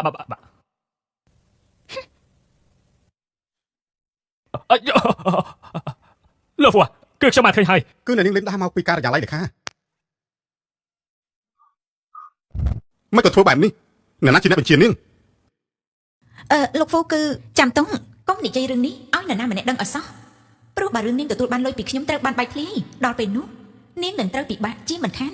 គ្មានអ្នកណាបញ្ជាខ្ញុំទេខ្ញុំធ្វើខ្លួនឯងនាង ប្រហែលជាមិនដឹងទេក្នុងក្រុមហ៊ុនរបស់យើងកន្លែងណាក៏មានកាមេរ៉ាសុវត្ថិភាពដែរខ្ញុំអាចដឹងបានគ្រប់ពេលថានាងធ្វើការឲ្យនរណាខ្លះបើនាងប្រាប់ខ្ញុំនៅពេលនេះថានាងធ្វើការឲ្យនរណានៅពេលក្រោយខ្នងខ្ញុំអាចចាត់ទូលាយប៉ុន្តែបើសិនជាខ្ញុំរកឃើញវាដោយខ្លួនឯងនោះខ្ញុំមិនធានាថាខ្ញុំអាចទុកនាងទេ ខ្ញុំប្រាប់ក៏បានស្រីម្នាក់នោះឲ្យខ្ញុំធ្វើ ហ៎ជាអ្នកស្រីអ្ហ៎ ត្រូវហើយគេបានឲ្យលុយខ្ញុំដើម្បីធ្វើបាបអ្នកនាងលីនហើយត្រូវឲ្យគេពីក្រុមហ៊ុនទៀតផងខ្ញុំគ្រាន់តែធ្វើតាមបញ្ជាគេប៉ុណ្ណោះលោកហ្វូសូមដោះលែងខ្ញុំទៅលោកមកខ្ញុំធ្វើអីអាចតែស្រីម្នាក់នោះគេប្រចាំខ្ញុំជាមួយលោក ប្រាប់ខ្ញុំមកតើស្រីម្នាក់នោះគឺជានរណា គេជិះឡានទំនើបឡានរបស់លោកខ្ញុំមើលមិនច្បាស់ទេ ឡានរបស់ខ្ញុំហ៎អ្នកណាគេកំពុងជិះឡានរបស់ខ្ញុំ គឺអ្នកនាងសា អ្នកនាងសៀទៀតហើយមែនទេតើគេមានមុខមាត់យ៉ាងម៉េចទៅ ចេញទៅឬមួយជាយីរ៉ាន់ប៉ុន្តែនាងមកក្រុមហ៊ុនធ្វើអីទៅហេតុអីបានជានាងធ្វើបាបលីនស៊ីវ៉ៃមិនអាចទៅរួចទេពួកគេទាំងពីរមិនអាចស្គាល់គ្នា សួស្ដីលោកហ្វូ យីរ៉ាន់ណា យីដាន ខ្ញុំទើបតាមមកដល់មិនឃើញនាងនោះទេមិនក៏លោកមករកនាងនៅជាន់លើទៅ ខ្ញុំមានការងារត្រូវធ្វើសម្រាប់ហើយ ឆាប់ចូលទៅក្នុងឆាយឲ្យច្បាស់ថាយីរ៉ាន់កំពុងធ្វើអី បាទលោកប្រធានហ្វូមានព័ត៌មានថាលោកម្ចាស់ហ្វូក៏ប្រជុំម្ចាស់ភាគហ៊ុនទាំងអស់ដើម្បីបោះឆ្នោតតែតាមប្រធានក្រុមហ៊ុនហ្វូឡើងវិញម្ចាស់ភាគហ៊ុននិងអ្នកផ្សេងទៀតនឹងត្រូវទៅជួបជុំគ្នានៅពេលរសៀលនេះហើយ តើចាស់ម្នាក់នេះពិតជាអាក្រក់មែនចង់យកហ្វូតង់មកជំនួសខ្ញុំឲ្យទាល់តែបានតែមែនទេមិនអាចទៅរួចនោះទេ ពេលនេះយើងត្រូវធ្វើបន្តទៀតទៅ គ្រាន់តែជាលោកម្ចាស់គ្រួសារហ្វូខ្ញុំមិនចាប់អារម្មណ៍ទេបណ្ដោយគាត់សិនទៅចុះធ្វើអ្វីក៏ធ្វើទៅរៀបចំកាដូមួយចាំយកទៅជូនគាត់ បាទ ឈប់សិនស្រីម្នាក់នេះជាអ្នកណា លោកគិតថាជាអ្នកណាឬក៏អ្នកនេសាទ បានហើយទៅធ្វើការចុះ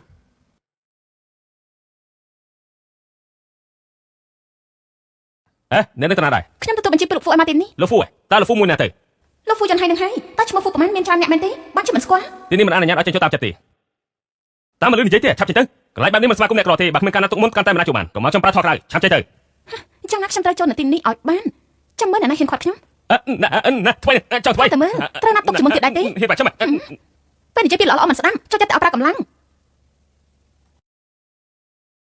ថាម៉េចលីនស៊ីវ៉ៃកំពុងឡើងមកហ៎ចុះពួកឯងនៅធ្វើអីទៀតមិនបញ្ចប់ចាត់ការនាងទៅមិនបានជាចំដាប់បាក់មិនបាន មិនអាចឡើងទៅបានទេចាស់ទៅវិញទៅ គិតខុសហើយដែលហ៊ាននិយាយរាងខ្ញុំចាំមើលអ្នកណាហ៊ានជាមួយខ្ញុំទៀត ហើយលោកប្រធានហ្វូអើយខ្ញុំសុំទោសអ្នកនាងលីនពេក ខ្ញុំប្រាប់ឯងប្រមាណដងហើយថាមានរឿងអីក៏និយាយមកចាំបាច់ធ្វើបាននេះធ្វើអី អ្នកនាងលីនទៅសន្តាគារនាងសាមរកខ្មៅចោលទៅបាច់គេពេញនឹងហើយ ថាម៉េចមិនបានជាឯងមិនថានិយាយ លោកហ្វូចោលទៅណា ឆាប់ទៅភ្លាមទៅតើនាងមិនទាន់សម្រាប់មនុស្សណា អញ្ចឹងអ្នករិសាស្រីម្នាក់នោះកំឡុងដូចជាសត្វចម្លែកចឹង10នាក់ទប់ទល់ជាមួយនឹងម្នាក់មិនបានទេ ចំណាយប្រាក់អត់ប្រយោជន៍គ្មានបានការមែន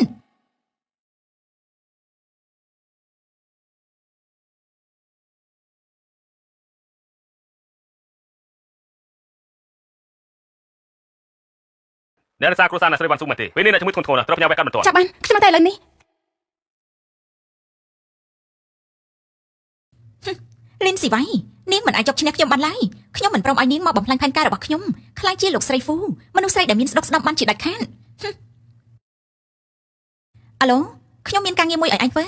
ើបើធ្វើបានសម្រេចឯងនឹងបានលុយ1 លានភ្លាមហ្វូចិនហៃមិនក៏លោកមកទីនេះ មុននេះអ្នកណាមករកនេះ មុននេះខ្ញុំនៅក្នុងបន្ទប់មិនបានដឹងអីទេហើយក៏មិនបានឃើញអ្នកណាមកដែរ មិនអីល្អហើយអញ្ចឹងថ្ងៃក្រោយចាំខ្ញុំមករកនេះម្ដងទៀតចុះ ចា លីនស៊ីវ៉ៃគឺមកទីនេះច្បាស់ណាហេតុអីបានជាថាមិនដឹងបែបនេះឬមួយក៏នេះនិយាយកុហកខ្ញុំទៅឆែកមើលទៅថាស្រីម្នាក់នោះជាអ្នកណា អ្នកគ្រូប៉ែនខ្ញុំជាកូនស្រីអ្នកជំងឺឈ្មោះវ៉ាន់ស៊ូពេលនេះខ្ញុំទៅមានសភាពធ្ងន់ធ្ងរណាស់នេះជាឯកសារពាក់ព័ន្ធនឹងការវះកាត់អ្នកនាងចុះហត្ថលេខាទៅហើយប្រញាប់ទៅបង់លុយថ្លៃចំណាយ50,000 យួនថាម៉េច50,000 យួនបានប៉ែជួយមកខ្ញុំផងខ្ញុំនឹងរកលុយមកបងឲ្យបាន ហ្វូយន្តហើយចម្លើយល្អរបស់នាងណាទើបបណ្ដោយឲ្យអ្នកនាងលីននៅទីនេះតែម្នាក់ឯង លោកមកធ្វើអីទៀតហើយក ុំតន់ចូលច្រឡំអីគ្រាន់តែចង់មកបញ្ជាក់ថាអ្នកនាងសម្រេចចិត្តយ៉ាងម៉េចហើយចំពោះលក្ខខណ្ឌខ្ញុំកាលពីថ្ងៃមុនបើសិនជាអ្នកនាងព្រមទោះជាចង់បានអីក៏ខ្ញុំឲ្យគ្រប់យ៉ាង ចេញទៅខ្ញុំគ្មានពេលនិយាយអភិជាជាមួយលោកទេ នាងក៏ថាហ្វូយន្តហើយគេមកជួយសង្គ្រោះជីវិតម៉ាក់របស់នាង លោកបានន័យថាម៉េច កុំល្ងងពេកអំពើល្អតែទួយកន្លងមកគេគ្រាន់តែចង់ទុកនាងប្រាប់ប៉ុណ្ណោះខ្ញុំប្រាប់នាងទៅចោះមិនយូរទៀតទេហ្វូយន្តហើយនឹងធ្លាប់ពីកៅអីប្រធានក្រុមហ៊ុនហើយដល់ពេលនោះគេគ្មានលុយគ្មានអំណាចកុំថាឡាជួយសង្គ្រោះម៉ាក់របស់នាងជួយខ្លួនឯងក៏ជួយមិនបានផងក្រុមហ៊ុនហ្វូគ្រប់នៅខ្លាចជារបស់ខ្ញុំតែម្នាក់ប៉ុណ្ណោះដូច្នេះហើយនាងមានពេលគិតឡើងវិញបានថានាងគួរធ្វើការជាមួយនឹងខ្ញុំធ្វើជាមនុស្សរបស់ខ្ញុំ ធ្វើជាមនុស្សរបស់លោកឯង មែនហើយហ្វូយន្តហើយឲ្យនាងប្រមាណខ្ញុំកាចឲ្យនាងបានដូចគ្នាឲ្យច្រើនជាងវាទៀតផងអ្នកនាងលីនគិតសិនតែមើលនិយាយតាមត្រង់ខ្ញុំពេញចិត្តនឹងសមត្ថភាពរបស់អ្នកនាងនិងទេពកោសល្យរបស់អ្នកនាងលីនខ្លាំងណាស់មើលមករបស់អ្នកនាងគាត់កំពុងតែនៅបន្ទប់វះកាត់ហានិភ័យអាចកើតឡើងបានគ្រប់ពេលតែបើមកធ្វើការជាមួយខ្ញុំនឹងយកគ្រូពេទ្យដែលជំនាញមកពីអាមេរិកឲ្យមកព្យាបាលគាត់ភ្លាម ហ្វូតុងហេតុអីក៏គេមកទីនេះ អ្វីដែលលោកនិយាយជាការប៉ັດដែរទេ ស្រីល្ងងម្នាក់នេះចាញ់បោកគេទៀតហើយតែមែនទេ ប៉ិតណាតាមខ្ញុំមក ជប់សិនខ្ញុំសុំនិយាយអីបន្តិចលោកហ្វូដឹងដែរទេថាជាធម្មតាហ្វូយន្តហើយតែងតែទទួលបានអ្វីខ្លះពេលនៅជាមួយខ្ញុំចុះលោកអាចទទួលយកបានទេ ស្អីគេ គឺនេះហើយ បាត់ឯងចាំហិចនេះឈប់មកទេឆាប់ឡើងចុះទៅ អ្នកហ៊ានជេកខ្ញុំទៀតទេ ខ្ញុំខ្លាចជាប្រធានក្រុមហ៊ុនហ្វូគ្រប់ហើយនេះមិនអាចធ្វើឲ្យប្រាប់ដាក់ខ្ញុំទេ កុំថាឡើយលោកជេកខ្លាចជាប្រធានហ្វូសំបីតែហ្វូយន្តហើយក៏ខ្ញុំហ៊ានធ្វើបែបនេះដាក់ដែរមានស្អីត្រូវខ្លាច ឯងឃើញដែរទេយ៉ាងណាក៏ស្រីម្នាក់នេះនៅខាងយើងដែរ ប្រធានហ្វូលោកប្រកាសទេថាអ្នកនាងលីនមិនប្រដៅទេនោះ ឯងតែដឹងស្អីទៅស្រីម្នាក់នេះគេគ្រាន់តែរឹងរូសតែប៉ុណ្ណោះតោះពួកយើងឆាប់យកទៅ មិនចាំបាច់ខ្មាស់អីនោះទេខ្ញុំផ្ដាការនេះជាលើកចុងក្រោយបើនាងមកធ្វើការឲ្យខ្ញុំចង់បានអីខ្ញុំប្រដៅនេះគ្រប់យ៉ាងបើមិនដូច្នេះទេ ដូច្នេះចាំមិញ មនុស្សអាក្រក់ទោះស្លៀកពាក់ស្អាតប៉ុណ្ណាក៏នៅតែអាក្រក់ដែរប្រើល្បិចបញ្ឆោតមនុស្សរបស់ខ្ញុំម្ដងទៀតហើយតែឯងចេះអៀនខ្មាស់ដែរទេ អ្នកនាងលីនខ្ញុំណែនាំអ្នកនាងឲ្យគិតឲ្យបានច្បាស់ទៅថាអ្វីដែលខ្ញុំនិយាយគឺពិតដែរទេកុំចាញ់ល្បិចមនុស្សនៅក្បែរនេះសោះ ខ្ញុំថាជាលោកច្រើនជាងតែព្យាយាមចង់ប្រាប់ខ្ញុំជាឈ្មោះ យ៉ាងម៉េចដែរដូចអ្វីដែលខ្ញុំបាននិយាយដែរទេគួររៀនសូត្រផងណា ខ្ញុំយល់ទេថាហ្វូយន្តហើយបានធ្វើអ្វីខ្លះដើម្បីនាងបានជានាងព្រមស្មោះត្រង់លះបង់ដើម្បីគេយ៉ាងនេះគ្មានបញ្ហាទ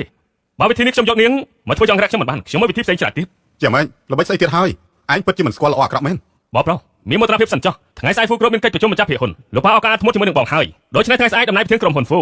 និងទ្រព្យសម្បត្តិរបស់គ្រួសារហ្វូទាំងអស់នឹងខ្លាចជារបស់ខ្ញុំតែម្នាក់គត់ចំណែកបងត្រៀមរឿងឲ្យបានចេញឲ្យហើយទៅ ពិតមែនបើអញ្ចឹងនោះពួកយើងទៅមើលទាំងអស់គ្នាទៅ បានហ្វូជន់ហើយឯងរកចាំមើលទៅ មិនជួយប្រហែលម្លេះឆាប់ចេញពីទីនេះទៅហើយក៏មករកខ្ញុំទៀត ផ្ញើទុកសិនចុះ នាងធ្វើការបានល្អយ៉ាងនេះចាំខ្ញុំបន្ថែមប្រាក់ខែឲ្យទ្វេ លុយអត់ហើយថ្លៃការកាត់ម៉ាត់របស់ខ្ញុំអ្នកនេះថ្លៃចំណាយ ទុកឲ្យខ្ញុំចុះ លើកនេះពិតជាអរគុណលោកណាស់ ពិតហើយបើខ្ញុំល្អជាមួយនាងយ៉ាងនេះថ្ងៃក្រោយត្រូវតែសងគុណខ្ញុំឲ្យល្អ មិញនេះកំពុងនិយាយអីចឹងទៅឬមួយកំពុងតែកាត់អីលើគេ តាក់ទងទៅវិជ្ជមនិតអាមេរិកម្នាក់នោះឲ្យមកព្យាបាលម៉ាក់អ្នកនាងលីនស៊ីវ៉ៃថ្លៃចំណាយគឺខ្ញុំជាអ្នកចំណាយ ហើយជោលោកប្រធានហ្វូពិតជាចិត្តល្អដាក់អ្នកនាងលីនខ្លាំងណាស់មិនក៏លោកមកប្រាប់អ្នកនាងលីនដាក់ខ្លួនឯងទៅ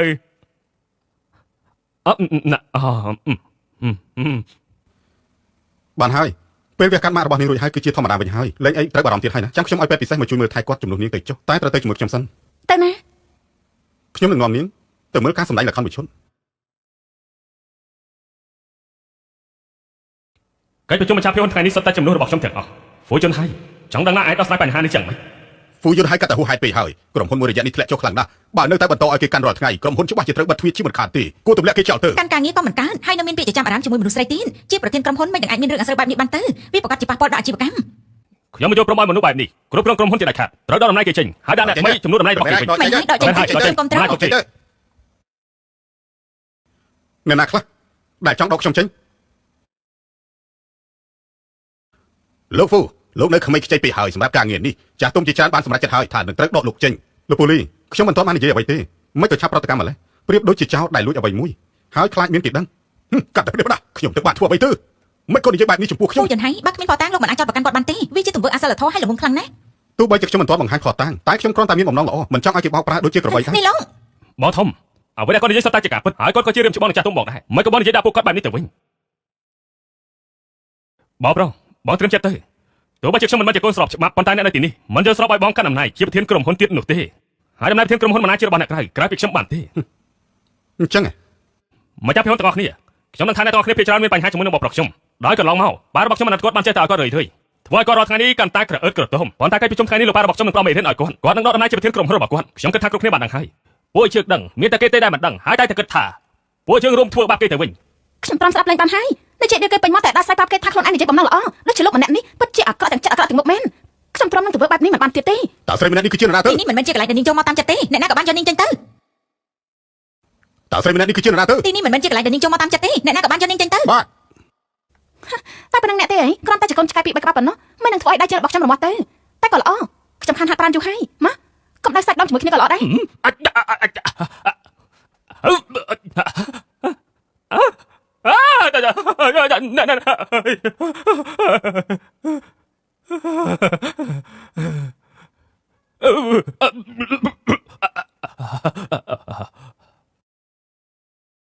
យ៉ាងម៉េចចង់បន្តទៀតដែរទេ ចាប់ទៅតើ មាននរណាមានច្បល់អីទៀតដែរទេ ខ្ញុំចាស់ឲ្យចូលទៅគាត់ហើយ មិនមានទី នេះចង់អស់លោកមែនទេ យ៉ាងម៉េចអាចភ័យខ្លាចហើយ ប្រេះផ្ដានេះជាក្រុមហ៊ុនហ្វូហើយនេះជាកិច្ចប្រជុំសំខាន់នៃចាប់ភាគហ៊ុនមិនមែនជាផ្សារត្រីគ្រប់គ្នាចូលតាមចិត្តទេយើងមកប្រឹងប្រែងយ៉ាងខ្លាំងលើកឯងឡើងទីខ្ពស់មិនស្មានថាខ្លាចជាកូនអកតញ្ញូបែបនេះសោះអាចធ្វើឲ្យយើងខកចិត្តខ្លាំងណាស់អើយ ស្ដាប់ទៅដូចជាស្ដាយក្រោយដែលឲ្យទូនីតិមកខ្ញុំគិតថាខ្ញុំត្រូវស្លាប់ពេលដែលគ្មានហ្វូគ្រប់តាមមែនទេ បើឯងមានសមត្ថភាពកុំទទួលមរតកពីគ្រួសារហ្វូ ក៏បានខ្ញុំមិនខ្វល់ទេ ឯង ខ្ញុំមកទីនេះថ្ងៃនេះក៏មានរឿងចង់ប្រាប់អស់លោកក្រុមហ៊ុនហ្វូមិនអាចគ្រាន់តែចង់ដកខ្ញុំឬក៏ដាក់ខ្ញុំតាមតែចិត្តនោះទេការខាតបង់គឺមិនមានអ្វីពាក់ព័ន្ធជាមួយខ្ញុំដែរអញ្ចឹងខ្ញុំសួរអស់លោកទៅមើលរយៈពេល3ខែមុនមកនេះនៅពេលដែលក្រុមហ៊ុនហ្វូបានប្រគល់ឲ្យមកខ្ញុំវាធ្លាក់ចុះរួចទៅហើយពេលដែលនិយាយដល់ការអនុវត្តនេះម្នាក់តែងតែបន្ទោសប្រធានក្រុមហ៊ុនថាគិតពីផលប្រយោជន៍តែពេលដែលទទួលផលប្រយោជន៍គឺមានមុខបង្ហាញគ្រប់គ្នាត្រូវទេលោកពូលីមែនទេបងស្រីបាំង លោកនិយាយមិនសមហេតុផលអី មិនសមហេតុផលហ៎បងដឹងច្បាស់ជាខ្ញុំទៅទៀត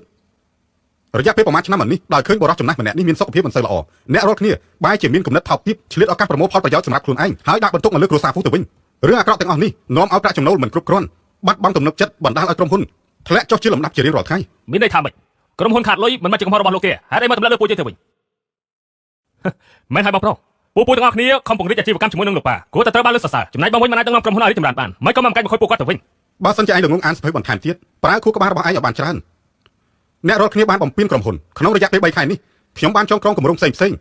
និងរៀបចំផុសតាំងទាំងអស់រួចទៅហើយដូច្នេះហើយទាំងអស់គ្នាត្រៀមខ្លួនតតាំងជាមួយខ្ញុំឲ្យបានល្អ បានហើយអ្នករាល់គ្នានៅទីនេះពួកគេសុទ្ធតែជាពូរបស់ឯងតែចង់មកកបញ្ហាដល់ពេលណា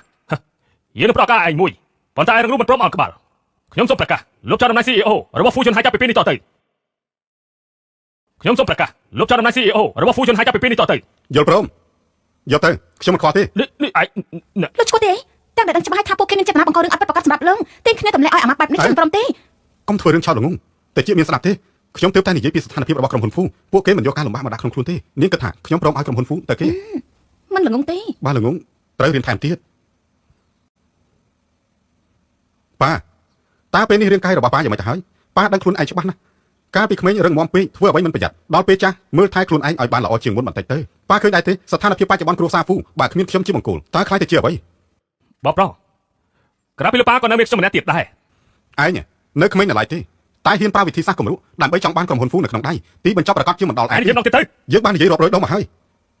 ឯងគិតចង់ធ្វើអ្វីស្មានថាយើងមិនដឹង យ៉ាងម៉េចលោកហ្វូនិយាយស្រាលពេកឬក៏ចង់ត្រូវកដាប់ដៃទៅស្នាប់ចិន ឥឡូវនេះខ្ញុំបានសម្រេចដល់ដំណើរធានក្រុមហ៊ុនហ្វូគ្រប់ខ្ញុំសូមប្រកាសឡើងវិញប្រធាននិងអ្នកស្នងតម្លៃរបស់ក្រុមហ៊ុនហ្វូគ្រប់គឺយន្តហោះជាអ្នកទទួលខុសត្រូវដដែលហេតុអីទៅលោកម្ចាស់មានគេមកកបញ្ហានៅមកទ្វីហើយ គ្រប់គ្នាត្រូវតែរយយុត្តិធម៌សម្រាប់ខ្ញុំសូមជួយវិនិច្ឆ័យផងក្មួយស្រីរបស់ខ្ញុំគឺជាសត្វចម្លែក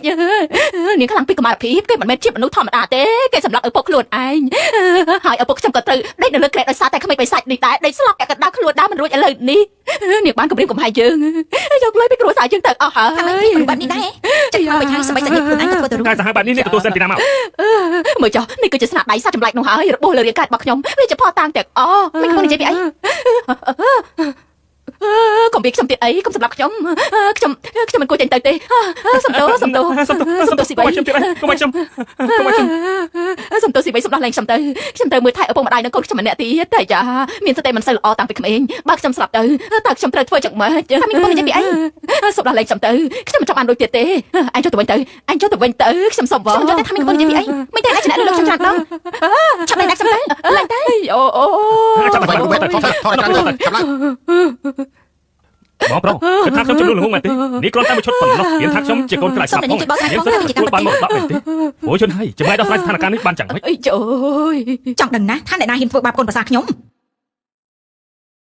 គាត់ជាអ្នកណា នេះលោកក៏មិនដឹងដែរកាលពីមុនគាត់គឺជាប្រធានក្រុមហ៊ុន Fu Group ជាស្ត្រីឆ្នាំខាងអាជីវកម្មប៉ុន្តែឥឡូវនេះគាត់បានចូលនិវត្តន៍ហើយ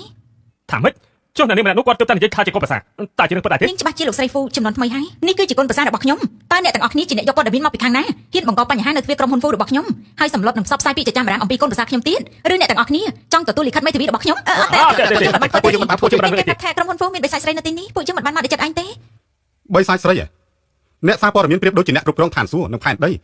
ពិតជាខ្ជិលខ្ជានណាខ្ញុំជាអ្នកគ្រប់គ្រងក្រុមហ៊ុនទាំងមូលមានសត្វចម្លែកឬបីសាច់មកពីណាទៅ លោកប្រធានជាការយកច្រឡំទេពួកយើងសុំទោសផងមិនរៃកាឡើងទៅមិនបានពោះនេះបានរយៈព្រាមចឹង មកមិនចង់ឲ្យមានបញ្ហាទេឆាប់រត់ទៅពួកអញកំពុងធ្វើអីខ្ញុំបាក់ឆាំងហើយអ្នកណាខ្វល់ពីខ្ញុំខ្ញុំសូមមីងកំពុងធ្វើអីតែមីងនិយាយពង្រៀងរហូតបានន័យថាមីងប្រើល្បិចពុតបត់ដើម្បីបំផ្លាញកេរ្តិ៍ឈ្មោះរបស់ខ្ញុំលេបយកផលប្រយោជន៍ទាំងនេះមិនចេះខ្មាស់អៀនមីងពិតជាពូកែខាងនេះណាចង់ដាក់ខ្លួនឯងឬចង់បាក់ឆ្អឹងមិនបាច់ទេខ្ញុំអាចដាក់ខ្លួនឯងបានឆាប់ទៅនេះមិនក៏ខ្លាចជាបែបនេះ កូនប្រសាស្រីខ្ញុំទៅវិញទេខ្ញុំជាគូដណ្ដឹងរបស់យន្តហៃកូនប្រសាស្រីនៃគ្រូសាហ្វូហេតុអីបានជាសំបីតែម្ដាយរបស់យន្តហៃក៏មកគ្រប់គ្រងនាងដែរស៊ីវៃហេតុអីបានជានាងសំណាងខ្លាំងម្ល៉េះលិនស៊ីវៃរំចាំខ្ញុំមិនឲ្យនាងសម្រេចបានជោគជ័យទេ អ្នកនេសាអាហាររួចហើយតែអ្នកនេះ ខ្ញុំមិនញ៉ាំទេ មិនបានពួកគេទាំងពីរកំពុងបង្កភាពរញ៉េរញ៉ៃនេះគឺជាក្រុមហ៊ុនមិនមែនជាកន្លែងលេងនៅផ្ទះទេក្រុមហ៊ុនរបស់ហ្វូគ្រប់តើយើងអាចឲ្យគេគ្រប់គ្រងដោយរបៀបណា ហើយលោកចង់យ៉ាងម៉េច យកស្រីនេះទៅចោលឆ្ងាយទៅបើនៅក្នុងក្រុមហ៊ុនបង្កបញ្ហាបែបនេះវាប៉ះពាល់ដល់អាជីវកម្មខ្លាំងណាស់ក្រុមហ៊ុនហ្វូមិនជួយនឹងរលាយហើយ មើលទៅដូចជាធ្ងន់ធ្ងរណាស់តែនៅមានអាចដោះស្រាយតែម្នាក់ឯងបានទេ ទុកចិត្តចុះម៉ាក់របស់ខ្ញុំទប់ទល់តែម្នាក់ឯងបានម៉ាក់មិនងាយចោះចាញ់ងាយទេពិសេសចំពោះប៉ារបស់ខ្ញុំនាងមិនលឺមិនទេអ្នកកសែតគេនិយាយថាមិនខ្លះ នេះលោកក៏មិនដឹងដែរកាលពីមុនគាត់គឺជាប្រធានក្រុមហ៊ុន Fu Group ជាស្ត្រីឆ្នាំខាងអាជីវកម្មគាត់បានធ្វើឲ្យ Fu Group មានឈ្មោះបោះសម្លេងខ្លាំងណាស់តែឥឡូវនេះគាត់បានចូលនិវត្តន៍ហើយវ៉ាវពិតជាគំរូសម្រាប់ចំនួនក្រោយរបស់ខ្ញុំធ្វើតាមលោកមិនបានទេកូនប្រសាខ្ញុំជាអ្នកជ្រើសរើសនឹងការពារដល់ខ្ញុំតល មិនបាន តែតបម្ដងទៀតទៅខ្ញុំនឹងបង្កឲ្យគេដឹងយ៉ាងម៉េចគិតថាខ្ញុំខ្លាចទេតែមានរឿងអីមិនបានជាអ្នកមាននិយាយរឿងនេះប៉ារបស់លោកភ័យខ្លាំងម្ល៉េះ នាងសាក់គិតទៅមើលតើកូនប្រុសម្នាក់ទៀតរបស់គាត់វាកាត់ចេញមកដោយរបៀបណាទៅបើសិនជាម៉ាក់ខ្ញុំមិនយល់មុខគាត់ទេគាត់ត្រូវចាប់យកហើយ លោកអាចដកយន្តហៃចេញពីតំណែងប្រធានគ្រប់គ្រងខ្ញុំមិនថាអីទេតែអ្នកណាដែលមិនទទួលស្គាល់កូនប្រសាចង់ធ្វើបាបកូនប្រសាខ្ញុំសូមប្រាប់ឲ្យហើយយូឡានខ្ញុំនេះមិនព្រមជាដាច់ខាត ម៉ាក់តែខ្ញុំជាកូនប្រុសបង្ការរបស់ម៉ាក់ដែរទេហើយ អ្នកណាមានយោបល់អីសូមអញ្ជើញ នេះតាឯងកាលឡើងមកយ៉ាងម៉េច យ៉ាងម៉េចអញមានយោបល់ទេ អត់ទេ អត់ទេ ចាប់គ្មានដែរចាប់ទៅហើយគ្មានចាប់ឡើង អូខេទេចាប់ពីពេលនេះទៅទុកកិច្ចការក្រុមហ៊ុនមកឲ្យម៉ាក់គូស្នេហ៍វ័យក្មេងគួរតែស្វែងយល់ចិត្តគ្នាបន្ថែមទៀតអត់ទេអ្នកមីងស្ដាប់ខ្ញុំបញ្ចុះសិន យល់ព្រម អត់ទេលោកបញ្ជាពេកជាមួយអ្នកមីងមែនទេហាក់ដូចបានជាគាត់ចេញមកអបអរសាទរទំនាក់ទំនងពួកយើងគាត់កំពុងមានការយល់ច្រឡំហើយ តើ គាត់ នាង បញ្ចុះ ប្រាប់ម៉ាក់ដែរទេឬមួយក៏ហើយ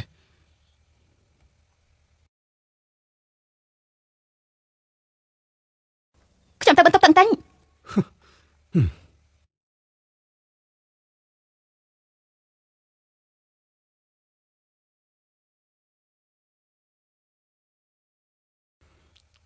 ស្រីម្នាក់នេះទៅណាយូរម្ល៉េះ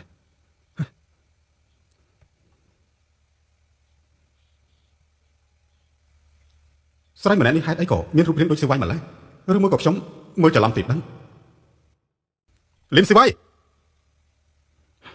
បើកទ្វារស្រីបិសាចបើកទ្វារទៅអើយខ្ញុំមិនបិសាចទេអមនុស្សឈួន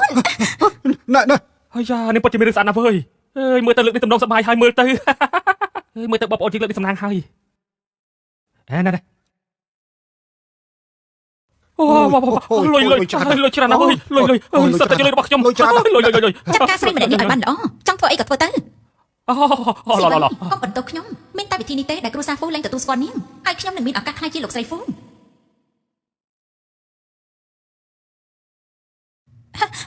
តើលោកជាអ្នកណាមកធ្វើអីនៅទីនេះនាងគឺជាមនុស្សស្រីហ្វូហើយលាក់ទុកនោះតាមមែនទេខ្ញុំមិនដឹងថាលោកកំពុងនិយាយពីអីទេកុំភ័យយើងស្ថិតនៅក្នុងក្រុមតែមួយកុំបារម្ភអ្វីដែលនាងធ្វើខ្ញុំមកប្រាប់ហ្វូជន់ហើយនោះទេលោកជាអ្នកណាតើលោកចង់ធ្វើអីខ្ញុំជាមេទី2នៃហ្វូគ្រប់នាងមិនចង់បានហ្វូជន់ហើយទេតើនាងចាប់អារម្មណ៍ចង់សហការជាមួយខ្ញុំទេសហការតើលោកចង់បានអីដំណើរជាស្នងមរតកតកូលហ្វូ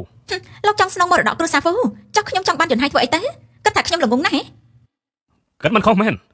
តាមពិតនាងគ្រាន់តែចង់បានអំណាចនិងទ្រព្យសម្បត្តិរបស់ហ្វូយន្តហ័យប៉ុណ្ណោះងាយស្រួលដោះស្រាយទេបើសិនជានាងចង់បានបែបនេះនោះហេតុអីក៏នាងមិនធ្វើជាស្រីរបស់ខ្ញុំទៅនៅពេលដែលខ្ញុំទទួលបានហ្វូគ្រប់នាងក៏ខ្លាចទៅជាអ្នកស្រីហ្វូដូចគ្នាគ្រប់គ្នាសុទ្ធតែដឹងថាលោកបរាជ័យក្នុងការតស៊ូអំណាចគ្រួសារហ្វូពេលនេះគ្មានសិទ្ធិហិរញ្ញវត្ថុទាល់តែសោះតើខ្ញុំល្ងងទេដែលធ្វើជាស្រីរបស់លោកនោះនាងអាងអីបានជាហ៊ាននិយាយមកគេខ្ញុំ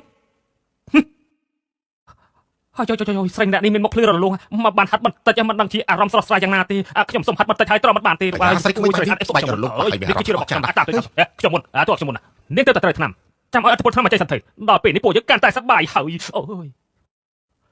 ប្រធានហ្វូអ្នកនាងមិនអាចចេញពីបាននេះបានទេចេញមកក្រៅទេស្រីល្ងងម្នាក់នេះច្បាស់ជាគេយកទៅបាត់ហើយល្ងងមែននៅកន្លែងបែបនេះនាងមិនចេះប្រយ័ត្នខ្លួនទេចឹងតាខ្ញុំគួរធ្វើអ្វីទៅសួរធ្វើស្អីទៀតទៅឆាប់ទៅតាមរនេះព្រមទៅបាទខ្ញុំទៅ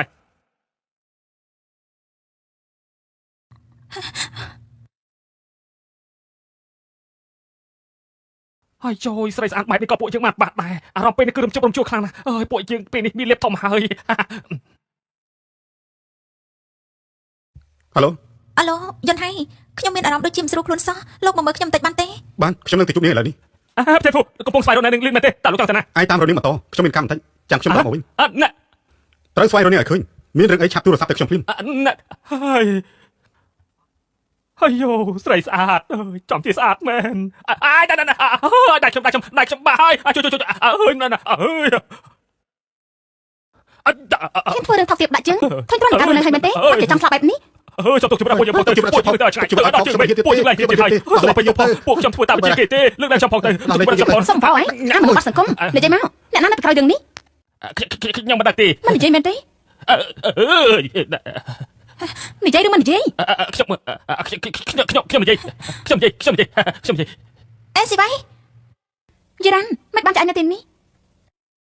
យីរ៉ាន់មិនបានចាញ់នៅទីនេះនេសាគឺមិញនេះខ្ញុំឃើញពួកគេធ្វើបាបឯងគាត់ថាចូលមកជួយតែក៏ឃើញអញបដូរគេរៀបដល់ដីទៅហើយពួកគេមិនចាប់ប្រមាណខ្លួនកុំថាធ្វើបាបខ្ញុំបានអីសោះអញក៏ដឹងពីកម្លាំងខ្ញុំដែរមែនទេយីរ៉ាន់បន្ទាប់ពីបែកគ្នានៅពេលនោះខ្ញុំបារម្ភពីអញណាថ្ងៃនោះវាជាកំហុសរបស់ខ្ញុំដែលឆេវឆាវពេកប៉ុន្តែពេលនេះពួកយើងក៏តន់និយាយរឿងនឹងអីខ្ញុំគិតថាឯងគួរតែប្តឹងប៉ូលីសសិនទៅចាំខ្ញុំនៅទីនេះមើលពួកគេមិនឲ្យរត់ទៅណាទេតែខ្ញុំចង់ដឹងពីមេខ្លាំងពួកវាឯងនៅខ្វល់ធ្វើអីទុកឲ្យប៉ូលីសធ្វើការទៅប៉ូលីសគេមានជំនាញក្នុងការសួរចម្លើយមិនយូរទេច្បាស់ជាចាំបានកុំអីលេខហេតុហើយអញ្ចឹងខ្ញុំទូរស័ព្ទប្តឹងប៉ូលីសសិនល្អណាស់កុំអីខ្ញុំលេខហេតុហើយពួកឯងនៅស្រែកដល់ណាទៀតចង់ឲ្យប៉ូលីសមកចាប់ទៅឆាប់ទៅធ្វើយ៉ាងម៉េចយីរ៉ាន់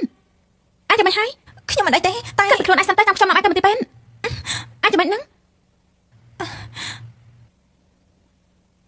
ចាំមិនហ្នឹងរបួសអញហូរឈាមខ្លាំងណាស់ចាប់ទៅមន្ទីរពេទ្យទៅខ្ញុំមិនអីទេគ្រាន់តែរបួសស្រាលឯងកុំបារម្ភពេកអីប៉ុន្តែហើយយ៉ាមិនអីពិតមែនគិតតែឯងទៅខ្ញុំចង់សុំទោសឯងចំពោះរឿងដែលបានកើតឡើងពីថ្ងៃមុនពេលនោះខ្ញុំគួរតែស្ដាប់ឯងមិនគួរឆាប់ទុកចិត្តមនុស្សប្រុសពេកទេថាម៉េចឬក៏គេធ្វើបាបឯងឆាប់ប្រាប់ខ្ញុំមកថាគេជាអ្នកណាហ៊ានធ្វើបាបមិនខ្ញុំលើចង់រស់ឲ្យមែនទេខ្ញុំមិនទៅបដៅគេឆាប់ទៅឈប់សិនឲ្យវាចាប់ទៅមិនបាច់ដេញដល់ទេព្រោះខ្ញុំក៏មិនបាត់បង់ឬកាត់អីដែរគិតតែឯងទៅពិតជាមិនបានខឹងខ្ញុំមែនអន់ឬក៏ឯងខឹងប្រាប់ខ្ញុំឲ្យត្រង់មកខ្ញុំអាចទទួលចាប់មិនអញពួកយើងជាមិត្តគ្នា10ឆ្នាំហើយខ្ញុំមិនអាចខឹងឯងព្រោះរឿងតូចតាចបែបនេះទេខ្ញុំតែគួរតែសុំទោសឯងថ្ងៃនេះខ្ញុំមានចំណាយស្វែងរបួសប៉ុន្តែសំណាងល្អណាស់ដែលឯងមិនកើតឲ្យធ្ងន់ធ្ងរ ចុះវេលាឯណាចាំខ្ញុំជូនឯងទៅផ្ទះវៃខ្ញុំមិនទាន់ចង់ទៅវិញនៅពេលនេះទេថាម៉េចបន្ទាប់ពីមានរឿងកាលពីពេលនោះខ្ញុំប្រាប់ខ្លួនឯងថាត្រូវតែឯករាជ្យលើខ្លួនឯងជាមិនល្អបំផុតច្បាស់ជាយល់ពីខ្ញុំហើយមែនទេបានប៉ុន្តែថ្ងៃក្រោយបានជួបបញ្ហាត្រូវតែប្រញាប់ទៅមកប្រាប់ខ្ញុំយល់ទេដឹងហើយវៃខ្ញុំទៅតែនឹកឃើញថាមានការត្រូវធ្វើយើងចាំនិយាយគ្នាលើកក្រោយទៀតចុះណាអេខ្ញុំបានឮថាក្រុមហ៊ុនហ្វូរបស់យើងចិត្តមានលោកស្រីហ្វូហើយ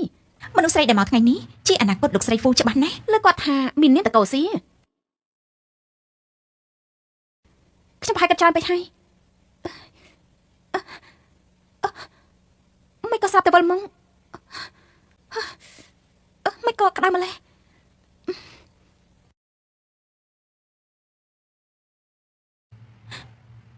យន្តហើយនាងទៅមកពីណាក្រែងមិនស្រួលខ្លួនណាហេតុអីបានជាមិននៅសម្រាប់បែបនេះគឺខ្ញុំដៃរបស់នាងកាត់អីមិនបានជាត្រូវរបួសគឺព្រោះតែខ្ញុំឈឺក្បាលខ្លាំងពេកទៅចេញទៅក្រៅទិញថ្នាំចែកដុនអីក៏ជប់ឧបតហេតុតែងទួញប៉ុន្មានទេចាបើមិនអញ្ចឹងខ្ញុំក៏មិនចេញទៅក្រៅដែរយន្តហើយលោកធ្លាប់សន្យាថាថ្ងៃអនាគតនឹងការពារខ្ញុំតើលោកនិយាយជាការពិតដែរទេកុំខ្លាចអីចាប់ពីពេលនេះទៅខ្ញុំការពារឯងចាប់ពីពេលនេះទៅខ្ញុំនឹងការពារនាងដូចគ្នា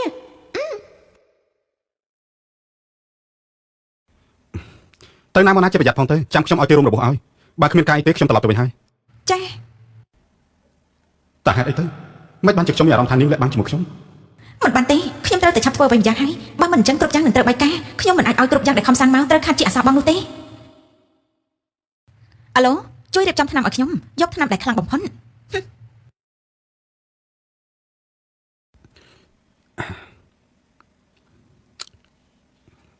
គេកំពុងតែធ្វើស្អីទៅ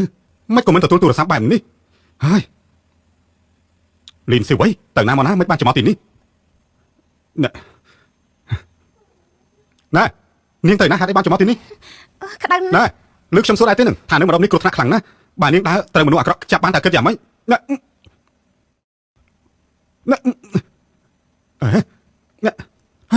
នាងធ្វើអីហេតុអីក៏អានេះពិបាកដល់ខ្លាំងណាស់ចង់ធ្វើអីណែដោះចេញធ្វើអីណែហើយណែហើយនាងចង់ធ្វើអីណែកុំចូលខ្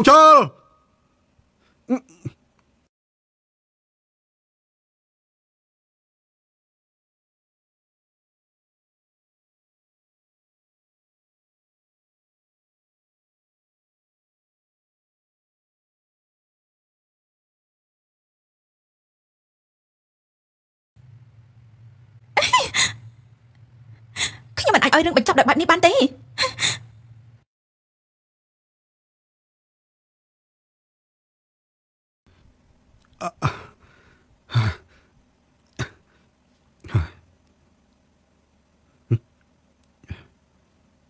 ហើយណែនាងជិះណា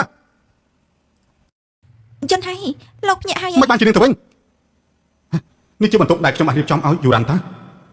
មិនចេះតែជុំមិនមានរឿងអ្វីកើតឡើងទៅមិនបានជាខ្ញុំផ្លាត់ស្ងៀមយកមិញខ្ញុំមិនស្រួលខ្លួនទៅប្រាប់លោកឲ្យមកមើលប៉ុន្តែខ្ញុំមិននឹកស្មានដល់ថានាងច្បាស់ហើយមែនទេនិយាយបែបនេះលោកមិនជឿខ្ញុំមែនទេតើខ្ញុំក៏ហត់លោកបានប្រយោជន៍អីទៅយន្តហើយខ្ញុំខូចចិត្តខ្លាំងណាស់ខ្ញុំជឿនាងហើយហេតុអីបានជាខ្ញុំមានអារម្មណ៍ថាដូចជាឈឺក្បាលខ្លាំងម្ល៉េះខួរក្បាលសពេចស្ពិលចាំអ្វីមិនបានសោះហើយយន្តហើយរឿងកាលពីយប់មិញលោកនឹងទទួលខុសត្រូវលើខ្ញុំមែនទេហើយចាគិតចឹងមិញខ្ញុំត្រូវប្រឈមមុខនឹងគាត់បែបណាចំពោះរឿងដែលបានកើតឡើងកាលពីយប់មិញនេះឬមួយខ្ញុំត្រូវលាឈប់ហើយចាក់ចេញពីគេអត់ទេបើធ្វើបែបនេះស្មើនឹងខ្ញុំមិនទទួលខុសត្រូវអ្វីដែលបានកើតឡើងប៉ុន្តែមនុស្សប្រុសដែលជាហ្វូយន្តហើយអត់ទេខ្ញុំមិនមែនជាមនុស្សដែលរត់ចេញពីបញ្ហាហើយចុះខ្ញុំត្រូវធ្វើខ្លួនចឹងមិញយប់មិញគ្មានចេតនាទេជាកូនស្រីហ៊ានធ្វើត្រូវតែទទួលខុសត្រូវហើយត្រូវតែបន្ថយទឹកបានមិនបន្ថយមិនបានអីអញដឹងទេប្រធានរបស់យើងកំពុងចិត្តរៀបការហើយខ្ញុំបានលើច្បាស់ពេញតិចថាថ្ងៃនេះពួកគាត់នឹងធ្វើសន្និសីទព័ត៌មាននៅចំពោះមុខអ្នកកាសែតទាំងអស់ដើម្បីប្រកាសពីទំនាក់ទំនងជាមួយគ្នាចំណានគាត់ដល់ហើយលើមកថាលោកហ្វូនិងមិត្តស្រីរបស់គាត់ស្គាល់គ្នាតាំងពីនៅក្មេងហើយនាងក៏ជាអ្នកធ្លាប់ជួយសង្គ្រោះជីវិតគាត់ដែរស្ដាប់ហើយរំភើបចំនួនដូចជារឿងនិទានដល់រ៉ូមែនទិញចំណានណាបានហើយជប់និយាយទៅសន្និសីទសារព័ត៌មានចាប់ផ្ដើមហើយយើងមិនត្រូវខកខាននោះទេតោះចាប់ដងគ្នាទៅរៀបការសន្និសីទសារព័ត៌មានស្លាញ់គ្នាតាំងពីនៅក្មេងអ្នកសង្គ្រោះជីវិតតើមានរឿងអីកើតឡើងអ្នកនាងពិតជាស្អាតខ្លាំងណាស់ស្លៀកពាក់បែបនេះកាន់តែឆាត់ឆាយសំជាអនាគតជំទាវគ្រួសារហ្វូពិតមែនប្រកាសណា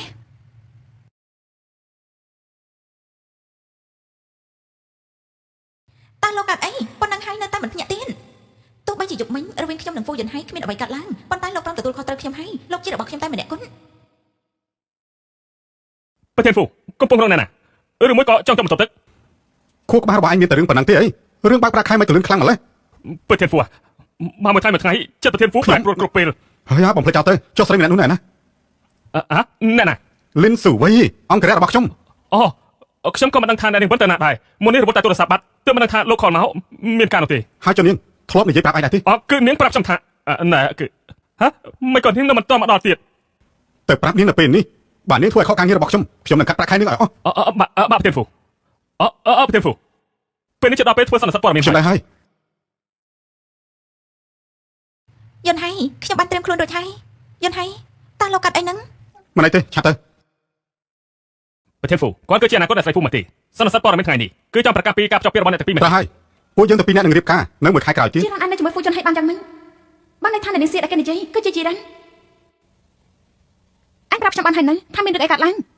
វ៉ៃឯងបានឃើញអស់ហើយមែនទេខ្ញុំសុំទោសផងដែលមិនបានប្រាប់ឯងខ្ញុំគ្រាន់តែរងចាំឲ្យវាពិតប្រាកដសិនសង្ឃឹមថាឯងមិនប្រកាន់ខ្ញុំទេ ពេលបំផុតអញនៅដល់សារខកដដែលកន្លងមកខ្ញុំចាត់ទុកអញជាមិនអញទុកខ្ញុំជាមនុស្សល្ងងអញតែតង់ជាមួយហ្វូយិនហៃតាំងពីពេលណា យ៉ាងម៉េចអញគិតថាមានតែខ្លួនឯងទេដែលខ្លាំងហើយស័ក្តិសមជាមួយហ្វូយិនហៃនោះហើយចុះខ្ញុំមិនស័ក្តិសមត្រង់ណាអញក៏មិនល្អណាស់ដែរអ្វីដែលអញធ្វើដាក់ខ្ញុំប្រឡប់គ្រាន់តែជាល្បិចប៉ុណ្ណោះ ថាម៉េច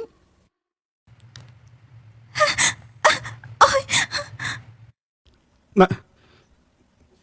ចង់ធ្វើអីនឹងមិនគេនេះធ្វើបាបគេ ខ្ញុំអត់ទេគេចាប់ដៃខ្ញុំយកត្រង់គេខ្លួនឯងទេ យិនហៃខ្ញុំមិនដឹងអីទេ គ្មាននរណាគេឈួតធ្វើបាបខ្លួនឯងនោះទេ ជឿមិនជឿក៏តាមចិន ខ្ញុំជាច្បាយរបស់នាងឯគេជាគូនរណារបស់ខ្ញុំថ្ងៃអនាគតគេនឹងខ្លាចទៅជាច្បាយស្រីរបស់នាងតែនាងដឹងទេ សាក់សាប់នឹងក្តាំមកឈូសសំគ្នាណា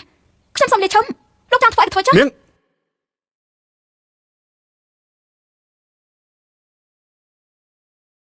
យិនហៃអរគុណណាស់ដែលជឿខ្ញុំ នាងទៅសម្រាប់សិនទៅក្រែងមិនស្រួលខ្លួនណា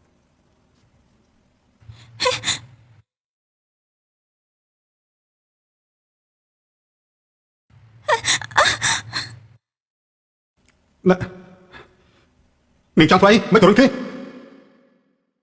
ប្រធានហ្វូមានរឿងអីមែនទេ មើលទៅខ្ញុំដូចជាធ្វើបាបស្រីម្នាក់នោះច្រើនពេកទៅដឹង លោកសម្ដៅទៅលើ ទង្វើរបស់ខ្ញុំចំពោះនាង ឃើញថាជ្រុលបន្តិចហើយ ប៉ុន្តែអ្វីដែលនាងធ្វើក៏មិនត្រូវដែរនាងបានធ្វើបាបស៊ីយរ៉ាន់ ខ្ញុំគិតថាអ្នកនាងលិនកំពុងតែប្រច័ណ្ឌលោកទេដឹង ប្រច័ណ្ឌណាមិនអាចទៅរួចទេដឹងឈប់និយាយប្រដេះប្រដាស់ទៀតទៅចាំជួយប្រាប់គ្រូពេទ្យឲ្យពិនិត្យរាងកាយឲ្យយរ៉ាន់បន្តិចទៀតខ្ញុំយកលទ្ធផល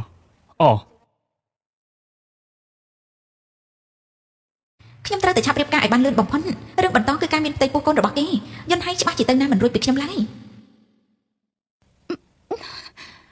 មនុស្សល្ងងហ្វូយិនហៃអ្នកដូចតែខ្លួនឯងលោកទៅជាសមកមិនឃើញបាច់ជាចាប់ប្រកាន់ខ្ញុំ ល្បនោះជាស្រីម្នាក់នោះតាជួយឲ្យធ្វើទៀតមិនឆាប់រត់ទៅស្រីស្អាតណាស្រាកមកដល់ហើយដល់កន្លែងណាដែរ អើយមកខ្ញុំយកខ្លួនឯង ប៉ុន្តែវាធ្ងន់ណាស់ណាណែឃើញទេខ្ញុំប្រាប់ហើយថាវាធ្ងន់ខ្លាំងណាស់ស្រីម្នាក់នោះដូចជាចម្លែកណាស់ល្បងហេតុអីខ្ញុំមើលមិនឃើញហិចចាអាល្ងងឯនេះឯងមិនឃើញនេះគ្មានកម្លាំងដូចមុនទេពេលដែលនេះចាត់ការពួកយើងមិនបែបនេះនោះទេឯងដឹងទេត្រូវហើយពេលនេះស្រីម្នាក់នេះសូម្បីតែកម្លាំងកាន់ស្រាក៏គ្មានផងទីបំផុតអាការរបស់ពួកយើងមកដល់ហើយថ្ងៃនេះពួកយើងត្រូវតែសរុបទាំងការទាំងដើមចាត់ការនាងធ្វើឲ្យនាងខ្លាចជារបស់ពួកយើងមិនឲ្យនាងរួចខ្លួនទេអាចចាប់ឡើងទៅហើយយោស្រីស្អាត ទៀនទៅពេលនេះលេងអីហើយសម្រាប់ពេទ្យ2ថ្ងៃទៀតអាចចេញពីពេទ្យបានហើយ បានចឹងសម្រាប់ឲ្យបានល្អទៅខ្ញុំទៅមុនហើយ យិនហៃញ៉ាំទឹកមួយកែវសិនទៅ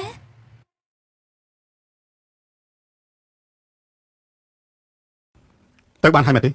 ចាយិនហៃលោកយ៉ាងម៉េចហ្នឹងលោកមានអារម្មណ៍មិនស្រួលមែនទេបើទៅមិនរួញកុំបង្ខំពេកអីសម្រាប់នៅទីនេះសិនហើយ តាំងខ្ញុំកាត់អីទៅ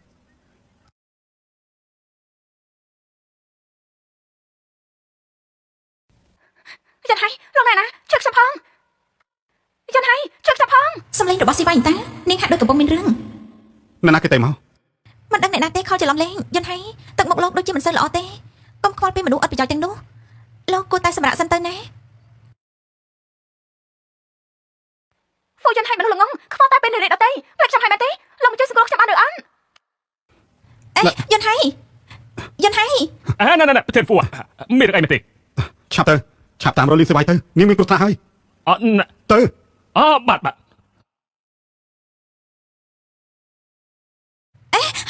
បានជាលោកធ្វើអញ្ចឹង ក្មេងស្រីតូចឈប់រឹងរូសទៀតទៅ ថ្ងៃនេះស្រីស្អាតកំណត់ពួកបងលេងឲ្យសប្បាយទៅមក ចេញទៅ មកដល់ពួកបងលេងមួយសិនទៅដែរ ស្រីស្អាតអូនកំណត់បងលេងទៅ ឈប់លៀម ណាអាចណាចាក់ដឹងឬគេអី ឆាប់លេងនាងចង់បានអីមករកយើងទៅ ឆាប់ចេញទៅអាយរកស្អីអាយចង់ធ្វើអីហ៎ឯងអាចធ្វើយើងបានថ្ងៃនេះស្រីស្អាតម្នាក់នេះគឺជារបស់យើងហើយ ខ្ញុំជាអ្នកស្នងមរតកគ្រួសារហ្វូប្រធានក្រុមហ៊ុនហ្វូក្រុមមានទ្រព្យសម្បត្តិរាប់សិបលាននិយាយមកពួកឯងចង់បានប្រហែលស្រីល្ងងម្នាក់នេះនៅឈរធ្វើអីទៀតទៅជាធម្មតានេះខ្លាំងណាស់ហេតុអីពេលសំខាន់បែបនេះបែរជាទ្រុបទ្រុបបែបនេះលើរងចាំស្អីទៀតទៅឆាប់រត់ភ្លាមទៅឲ្យឆាប់ឡើង អាយកំពុងលេងល្បិចអី ហើយឯងប្រកាសដែរទេចង់កាន់ដៃនាងបែបនេះនាងខ្លាំងណាស់បើនាងបដូរចិត្តនាងអាចបោះឯងទៅលើអាកាសបាន ចង់បោះយើងទៅលើអាកាសអាយប្រាជ្ញមិនដឹងថាស្រីល្ងងម្នាក់នេះនាងបានបាត់បង់កម្លាំងអស់បាត់ទៅហើយពេលនេះនាងខ្សោយដូចជាកូនឆ្មាយ៉ាងចឹងមិនចឹងស្មានថាយើងចាប់នាងបានទេ ថាម៉េច ទៅឆាប់រត់ទៅខ្ញុំគ្មានកម្លាំងទេនៅពេលនេះនៅឈប់ធ្វើស្អីទៀត ណែបងប្រុសយើងមិនដឹងថានាងកាត់អីទេបើយើងចាក់ថ្នាំចូលក្នុងខ្លួននាងបន្ទាប់មកបងប្អូនយើង3នាក់លេងនាងឲ្យសบายមិនដឹងថាប្រសើរយ៉ាងណានោះទេពួកឯងគិតទៅមើលចាំមើលរាយការណ៍របស់នាងស្អាតប៉ុណ្ណានៅពេលដែលពួកយើងទាំង3នាក់ដោះចេញមកអស់ហើយបានហើយមានជំរឿនមួយទៀតបើឯងព្រមលុតចុះទៅខាងក្រោមយើងនឹងដោះលែងនាង លុតឈួតមែនទេកុំស្ដាប់ពួកគេអីសោះ ឆាប់ឡើងបើមិនលុតចុះទេយើងនឹងសម្លាប់នាងចោលឥឡូវនេះអាចជឿទេ បានខ្ញុំលុត អូ អត់ទេអត់ទេអត់ទេអត់ទេអត់ទេអត់ទេអត់ទេលេងកំឡូនឈួតមែនទេគេប្រាប់ឲ្យធ្វើអីក៏ធ្វើនឹង នាងមិនអីទេ វាខ្ពស់ណាស់បើលោកចុះទៅច្បាស់ជាស្លាប់ធម្មតាលោកតែបន្តខ្ញុំពេលនេះលោកធ្វើបាបនេះខ្លួនឯង មិនអីលោះហើយនាងល្ងងមែនទេមានកម្លាំងខ្លាំងយ៉ាងនេះហេតុអីក៏ទ្រាំឲ្យគេធ្វើបាបមិនក៏មិនការពារខ្លួនឯងដឹងទេថាខ្ញុំបារម្ភពីនាងប៉ុណ្ណា ខ្លាញីកុំរវល់តាញ់គ្នានៅចំពោះមុខជើងដូចជាខ្លាញ់គ្នាណាបើចឹងនោះស្លាប់តែពីទៅ ចង់សម្លាប់យើងហីមិនខ្លាំងទៀតទេ អូយអូយលេងហើយលេងហើយទៅលើកឡើង ចង់ ទៅ អត់ចង់ដោះលែងហីងាប់ទេ ណែ មនុស្សប្រភេទនេះមិនចាំបាច់ប្រឡាក់ដៃទេ អូយលេង ខ្ញុំខកទៅបលិសរួចហើយប៉ុន្តែកម្លាំងរបស់នាងត្រឡប់មកវិញពេលណា មែនហើយហេតុអីសុកសុកស្រាប់តែមានធម៌ពលឡើងវិញអ្នកមីងដឹងខ្លួនហើយហីមីងចាំខ្ញុំបានទេខ្ញុំគឺយីរ៉ាន់ ចាំបានតើអញជាមិត្តល្អបំផុតរបស់វៃវៃ អ្នកមីងឥឡូវនេះមីងទៅតែដឹងខ្លួនមីងត្រូវថែរក្សាសុខភាពឲ្យបានល្អណាស់អញ្ចឹងមីងជាម្ដាយរបស់វៃវៃមីងច្បាស់ជាដឹងច្បាស់ហើយមែនទេ មែនហើយវៃវៃមានកម្លាំងខ្លាំងតាំងពីកំណើតគ្រួសាររបស់យើងមានដំណោះពូជតាំងពីដូនតាមកតែពេលវេលាម្ដងគុណដែលអាចធ្វើឲ្យកម្លាំងគេធ្លាក់ចុះគឺនៅពេលដែលនាងបាត់បង់ព្រហ្មចារីបើមិនមែនជាស្នេហាពិតថាមពលរបស់វៃវៃនឹងត្រូវបាត់បង់ជារៀងរហូតប៉ុន្តែបើនាងជួបស្នេហាពិតវិញកម្លាំងនោះនឹងត្រូវបានស្ដារឡើងមកវិញ មានន័យថាស៊ីវៃនឹងហ្វូយន្តហៃនៅជប់នោះច្បាស់ជាមានអីប្រកបណាស់ ហេតុអីបានជាអញសួរនាំពីរឿងនេះឬមួយក៏វៃវៃមានរឿងអី អូអត់ទេគ្មានរឿងអីទេដោយសារមីងទៅតែបានធូរស្បើយពីជំងឺខ្ញុំក៏ឆ្លៀតមកជជែកលេងជាមួយមីងបន្តិចទៅក្រែងលោមីងអបសងមីងក៏បារម្ភអីឥឡូវនេះវៃវៃកំពុងធ្វើការបន្ទាប់ពីរួចរាល់ការងារគេនឹងមកមើលមីងហើយលេងរបួសគាត់មុនទៅ នាងរបួសខ្លាំងជាងគួរតែលាងឲ្យនាងមុនលាងឲ្យគេទៅ អត់ទេរាងកាយខ្ញុំប្រសើរជាងលងព្យាបាលគាត់មុនទៅ នាង យន្តហៃលោកយ៉ាងម៉េចហើយគោដណ្ដឹងរបស់លោកហ្វូមកដល់ហើយលោកហ្វូពិតជារវល់ណាស់អញ្ចឹងជជែកគ្នាចាស់ខ្ញុំចេញទៅមុនហើយវៃវៃរឿងពីមុនវាជាកំហុសរបស់ខ្ញុំគិតថាយើងគួរនិយាយគ្នាបន្តិចទៅបានអ្វីត្រូវនិយាយទេ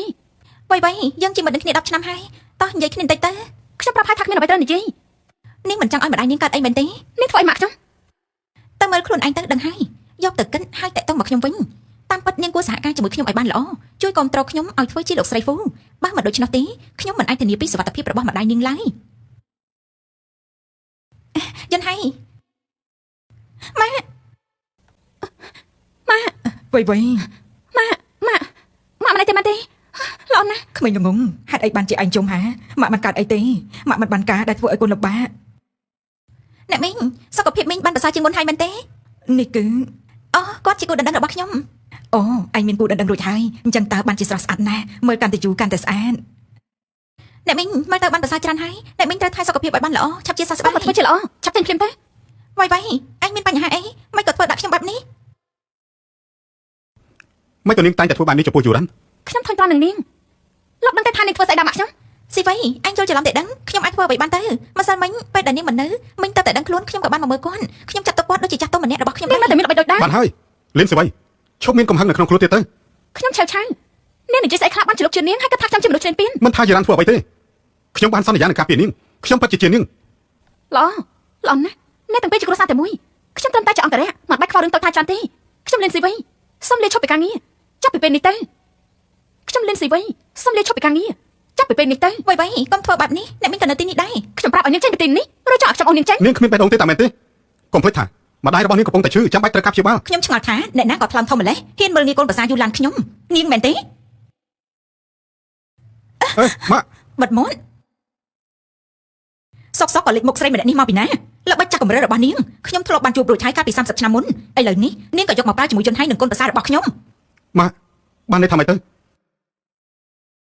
មិនបានជាយើងមានកូនល្ងងដូចជាឯងមើលព័ត៌មាននេះខ្លួនឯងទៅអ្នកណាដែលបានជួយសង្គ្រោះឯងក្នុងភ្លើងនោះគឺមិនមែនស្រីអាក្រក់ម្នាក់នេះទេតែគឺជាកូនប្រសាលៀនស៊ីវៃរបស់ម៉ាក់មួយរយៈនេះតើឯងមានអ្វីកើតឡើ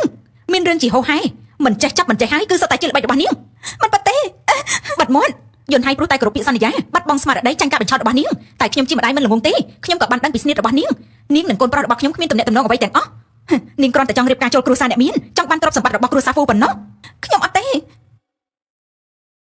យកលុយរបស់កូនប្រុសខ្ញុំទៅតាក់ទាញមនុស្សមួយចំនួននៅក្រោមបង្គាប់នេះសុទ្ធតែជាលុយដែលនាងបំផ្លាញខ្ញុំទុកពេលឲ្យ3ថ្ងៃត្រូវយកលុយមកសងគ្រប់ចំនួនថាម៉េចពួកឯងឆាប់មកអូក្បាលនាងនេះចេញទៅយន្តហៃមិនប៉ាទេស្ដាប់ខ្ញុំអត់ស្រ័យសិន បានន័យថាគ្រប់យ៉ាងគឺជាការកុហក ក្មេងល្ងងវ័យនេះហើយជាមនុស្សស្រីដែលកូនកំពុងស្វែងរកនោះដូច្នេះហ្វូយន្តហៃមិនបានដឹងទេថាជប់នោះអ្នកដែលគេជាមួយគេគឺជាខ្ញុំមិនបានគេមានចេតនាមិនទទួលខុសត្រូវទេវ័យថ្មីនេះកូនមានអារម្មណ៍យ៉ាងម៉េចដែរមានបាត់បង់កម្លាំងក្នុងខ្លួនខ្លះដែរទេមានមើលទៅកូនស្រីខ្ញុំដូចជារកឃើញស្នេហាពិតហើយម៉ាក់ចង់បានន័យថាម៉េចកម្លាំងរបស់យើងអាចប្រែប្រួលបានគឺនៅពេលដែលឯងស្រឡាញ់នរណាម្នាក់វានឹងបាត់បង់ធម៌ពលចេញពីរាងកាយតែបើសិនជាឯងជួបស្នេហាពិតបេះដូងកក់ក្ដៅកម្លាំងរបស់ឯងនឹងឡើងមកវិញភ្លាមដូច្នេះនៅពេលដែលធម៌ពលរបស់ឯងបាត់បង់ក៏មានការព្រួយបារម្ភអីវានឹងអាចឡើងមកវិញបានទេណាខ្ញុំមិនអាចស្រឡាញ់គេបានទេ ខ្ញុំមានអ្វីមិនល្អទេគ្រូប៉ែអ្នកគ្រូប៉ែលទ្ធផលយ៉ាងម៉េចទៅហើយ អបអរសាទរលោកប្រពន្ធរបស់លោកមានផ្ទៃពោះហើយថែមទាំងកូនភ្លោះទៀតផង ថាម៉េចកូនភ្លោះហ៎ ហើយយ៉ាល្អណាស់ខ្ញុំបារម្ភណាស់នេះជាការសម្រាប់កូនដំបូងរបស់ស៊ីវៃមិនអីទេអ្នកដឡងកុំបារម្ភអីយន្តហៃនៅមន្ទីរពេទ្យជាមួយប្រពន្ធគេហើយមែនហើយខ្ញុំទៅតែនឹកឃើញកូនស្រីយើងមានកម្លាំងខ្លាំងក្លាពីធម្មជាតិពូកែណាស់ ហើយយ៉ាកាត់ហើយប្រពន្ធខ្ញុំស្នាលហើយ អូបានលឺ អបអរសាទរលោកទទួលបានកូនស្រីភ្លោះគួរឲ្យស្រឡាញ់ណាស់ ខ្ញុំសុំមើលតិចអូ ជំរាបសួរបងប្អូនទាំងអស់គ្នាតភាគថ្មីរបស់ admin ទៀតហើយដែលតមកភាគនេះហ្នឹងគឺតួស្រីរបស់យើងនឹងបានយកដើមឈើប្រាក់ហ្នឹងយកមកដល់ផ្ទះហើយឪពុកម្ដាយក្មេងរបស់នាងហ្នឹងគាត់ថាពិតជាចម្លែកណាស់ដើមឈើប្រាក់នេះគឺមានប្រាក់នៅលើហ្នឹងច្រើនមែនតើមកសរុបទៅគឺ20កាក់ហើយឪពុកក្មេងនាងបាននិយាយថានាងជាស្រីបើមិនដឹងឯងកុំចេះតែនិយាយគាត់ថាប្រាក់កាក់នៅលើនេះទាំងអស់ហ្នឹងបើសិនជាយើងយកទៅឲ្យយកលោកចវាយស្រុកទៅវាបដូរបានមាសមកវិញ10ដំឡឹងម្ដាយក្មេងនាងក៏បាននិយាយថាពិតមែននៃ10ដំឡឹងមកនឹងប្រាក់ដែលយើងចាយនៅក្នុងផ្ទះយើងបាន2ខែណោះហើយទៅតួស្រីយើងនាងក៏បានធ្វើពុតជាធ្លាក់ដើមឈើហ្នឹងទៅណាចេតនានាងដើម្បីឲ្យឪពុកម្ដាយក្មេងនាងត្រូវប៉ះនៅលើប្រាក់កាក់នោះទៅដូច្នេះហើយអតិពលនៃប្រាក់កាក់ហ្នឹងគឺចូលទៅក្នុងខ្លួនរបស់ពួកគាត់ទាំងអស់ហើយឥឡូវហ្នឹងដល់ពេលដែលប្រាក់កាក់ហ្នឹងពួកគាត់បានត្រូវទៅវាប៉ះទៅហ្នឹងអតិពលវាក៏ចូលក្នុងខ្លួនគាត់ហើយនៅពេលដែលវាចូលក្នុងខ្លួនគាត់អស់ហ្នឹងគឺវាប្រែទៅជាដើមឈើធម្មតាអស់ទៅណានៅពេលហ្នឹងអញ្ចឹងទៅតួស្រីនាងក៏បានប្រាប់ថាតើកាក់ហ្នឹងទៅណាអស់ទៅពួកគាត់នៅគ្នាឆ្ងល់ដើមឈើប្រាក់របស់គាត់តែប្រាក់របស់គាត់ទៅណាអស់ទៅពេលហ្នឹងពួកគាត់កំពុងតែរើរកប្រាក់កាក់របស់ពួកគាត់ហើយជួនជាចៃដន្យអីប្តីរបស់តួស្រីនាងបានចូលមកគាត់ក៏សួរថាអ្នកទាំងអស់គ្នាកំពុងធ្វើអីហើយម្ដាយគាត់បានប្រាប់ថាកូនមិនដឹងទេអីយើងបានដើមឈើប្រាក់នេះមកមានកាក់នៅលើហ្នឹង20កាក់ឥឡូវនេះដោយសារតែប្រពន្ធបានការរបស់កូនឯងហ្នឹងធ្វើឲ្យបាត់កាក់ហ្នឹងអស់ហើយកូនប្រុសរបស់គាត់ហ្នឹងខឹងជាមួយនឹងប្រពន្ធខ្លាំងរៀបនឹងផ្ទះប្រពន្ធហ្នឹងគាត់បាននិយាយថាបើសិនជាប្រាក់កាក់នៅលើហ្នឹងរកមិនឃើញទេតែមើលតើនាងដោះស្រាយជាមួយគាត់យ៉ាងម៉េចណានៅពេលហ្នឹងតួស្រីធ្វើជាដួលទៅរុញជាមួយនឹងម្ដាយក្មេងនាងឲ្យបោកជាមួយតុកធ្វើឲ្យគាត់ជឿក្បាលគាត់ជាខ្លាំងហើយនៅពេលដែលគាត់ជឿក្បាលគាត់អត់ទាន់ដឹងខ្លួនគាត់ក៏ស្រាប់តែក្អកចេញកាក់មួយចេញពីក្នុងមាត់របស់គាត់ណាហើយពេលហ្នឹងដែរហ្នឹងកូនប្រុសគាត់ក៏បានថាអ្នកម៉ែហេតុអីក៏ម៉ែយកលុយទៅលាក់នៅក្នុងខ្លួនអញ្ចឹងហើយគាត់ថាអត់ទេគាត់អត់បានដឹងនោះទេវាមិនដឹងមិនដែរទេនៅពេលដែលគាត់ក្អកទៅស្រាប់តែចេញកាក់ហ្នឹងមកណាតួស្រីយើងនាងក៏បានដុតថែមនាងថាអ្នកម៉ែក្មេងប្រាក់កាក់ហ្នឹងប្រហែលជានៅក្នុងកាពះរបស់ម៉ែក្មេងហើយមើលទៅហើយយាយហ្នឹងក៏ឆ្ងល់ទៀតគាត់ថាវាចូលទៅក្នុងហ្នឹងមិនកាត់ទៅគាត់តែបាត់កាក់ហ្នឹងភ្លាមដែរហ្នឹងប៉ុន្តែវាចូលតាមណាវាចូលដល់របៀបណាទៅគាត់អត់បានដឹងខ្លួននោះទេគាត់គ្រាន់តែក្អកហ្នឹងចេញមកណាតួស្រីនឹងមិនគិតថាឆ្ងល់ទៅឆ្ងល់ហ្នឹងគឺនាំទុកដាក់ខ្លួនឯងហើយបន្តិចទៀតហ្នឹងកូនហើយនឹងប្តីរបស់គាត់នឹងធ្វើទរណកម្មគាត់វិញហើយបន្ទាប់មកឪពុកក្មេងរបស់នាងថាបានហើយឥឡូវឆាប់នាំគ្នាទៅរកកាក់ហ្នឹងភ្លាមទៅហើយប្តីនាងថាបើសិនជារកមិនឃើញនាងប្រកាសជាស្លាប់របស់គាត់ហើយគេនាំគ្នារកនៅក្រោមតុក្រោមអីចឹងណាតួស្រីនាងបានរៀបកម្រងការរួចហើយនាងបានដាក់កាក់ហ្នឹងទៅក្រោមតុហើយជាមួយនឹងបញ្ជុលមួយឲ្យស្រួចធ្វើឲ្យលោកយាយហ្នឹងប៉ះទៅគាត់ឈឺដៃរបស់គាត់ហ្នឹងហើយនៅពេលដែលនាងដាក់ហើយនាងក៏បាននិយាយប្រាប់ម៉ាក់ក្មេងនាងថាកាក់នេះនៅនេះតាហើយទៅម្ដាយក្មេងនាងរុញនាងចេញគាត់សបាតមករើសកាក់ហ្នឹងនៅពេលដែលគាត់លូកដៃទៅប៉ះជាមួយបញ្ជុលស្រួចហ្នឹងធ្វើឲ្យមុតដៃរបស់គាត់ឈាមណានៅពេលនេះគាត់មានការឈឺចាប់កម្រិតធ្ងន់ជាងមុនបន្តិចហើយគាត់បានថាឲ្យកូនប្រសាគាត់ណាគាត់បានជេរតួស្រីយើងណាថាគ្មាន មានបានការស្អីទេធ្វើស្អីក៏មិនបានការដែរកំឡុងពេលដែលគាត់កំពុងតែជេរតួស្រីរបស់យើងហ្នឹងណាក៏ស្រាប់តែគាត់